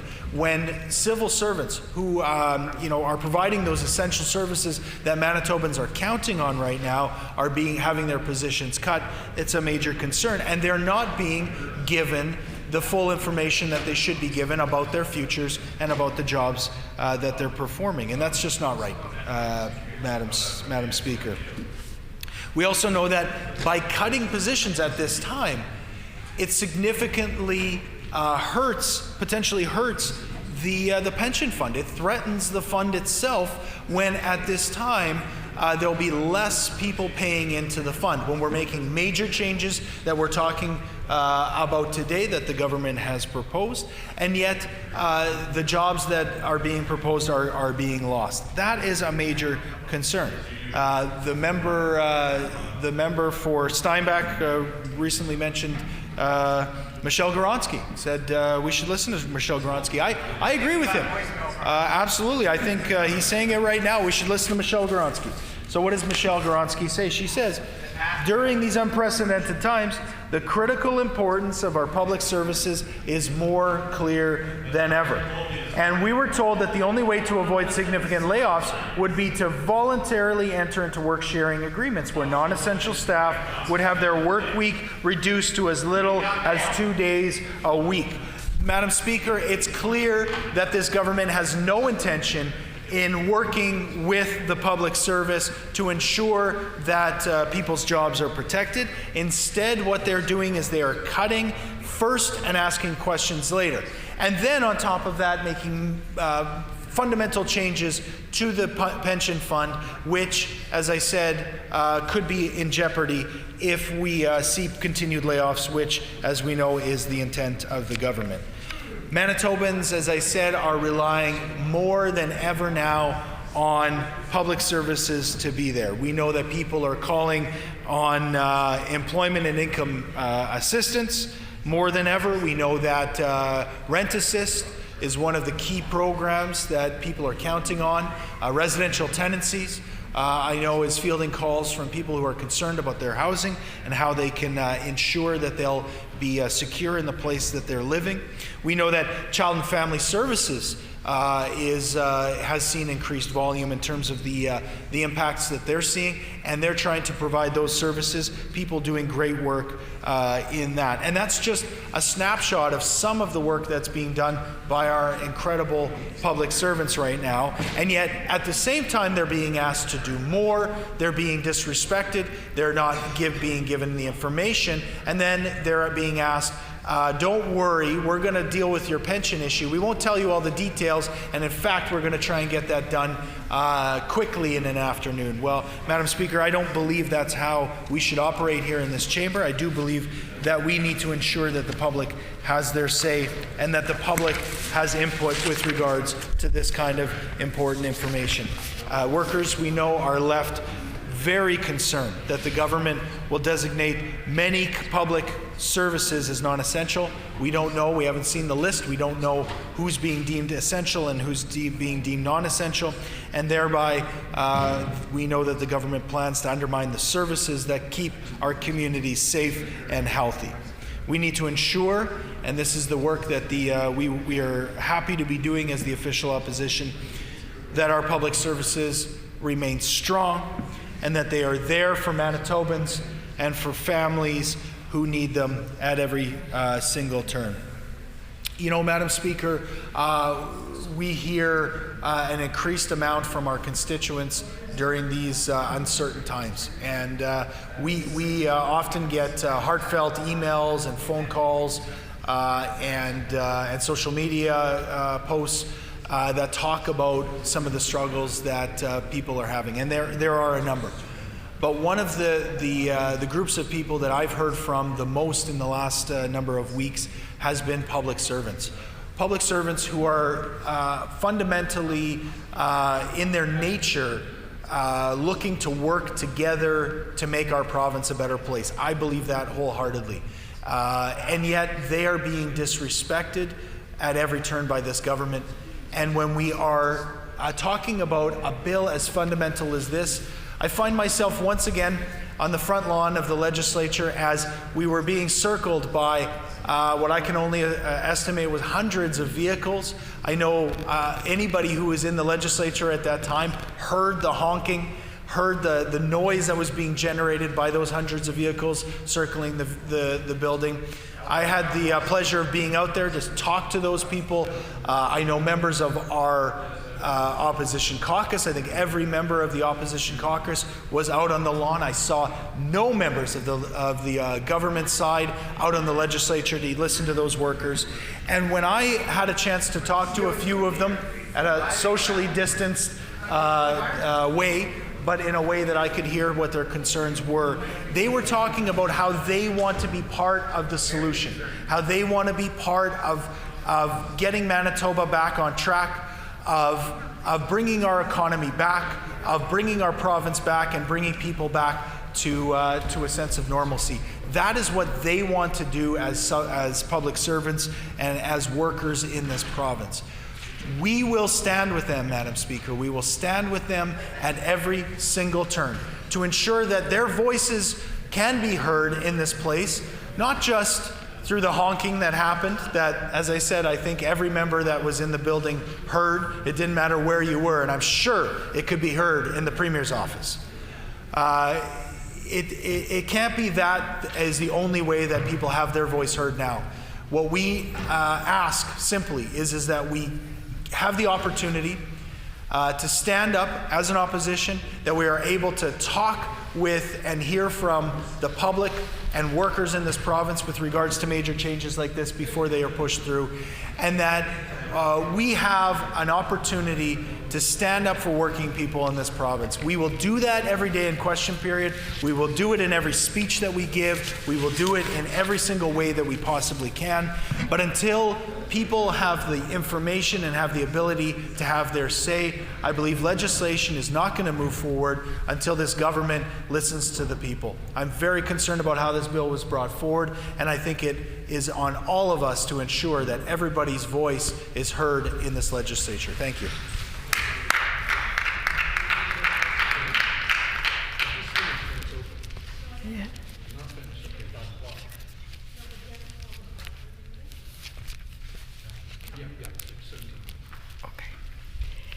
When this matter is again before the House, the Honourable member will have 14 minutes remaining. The hour being 5 p.m., this House is adjourned and stands adjourned until Wednesday, May 20th at 1:30 p.m.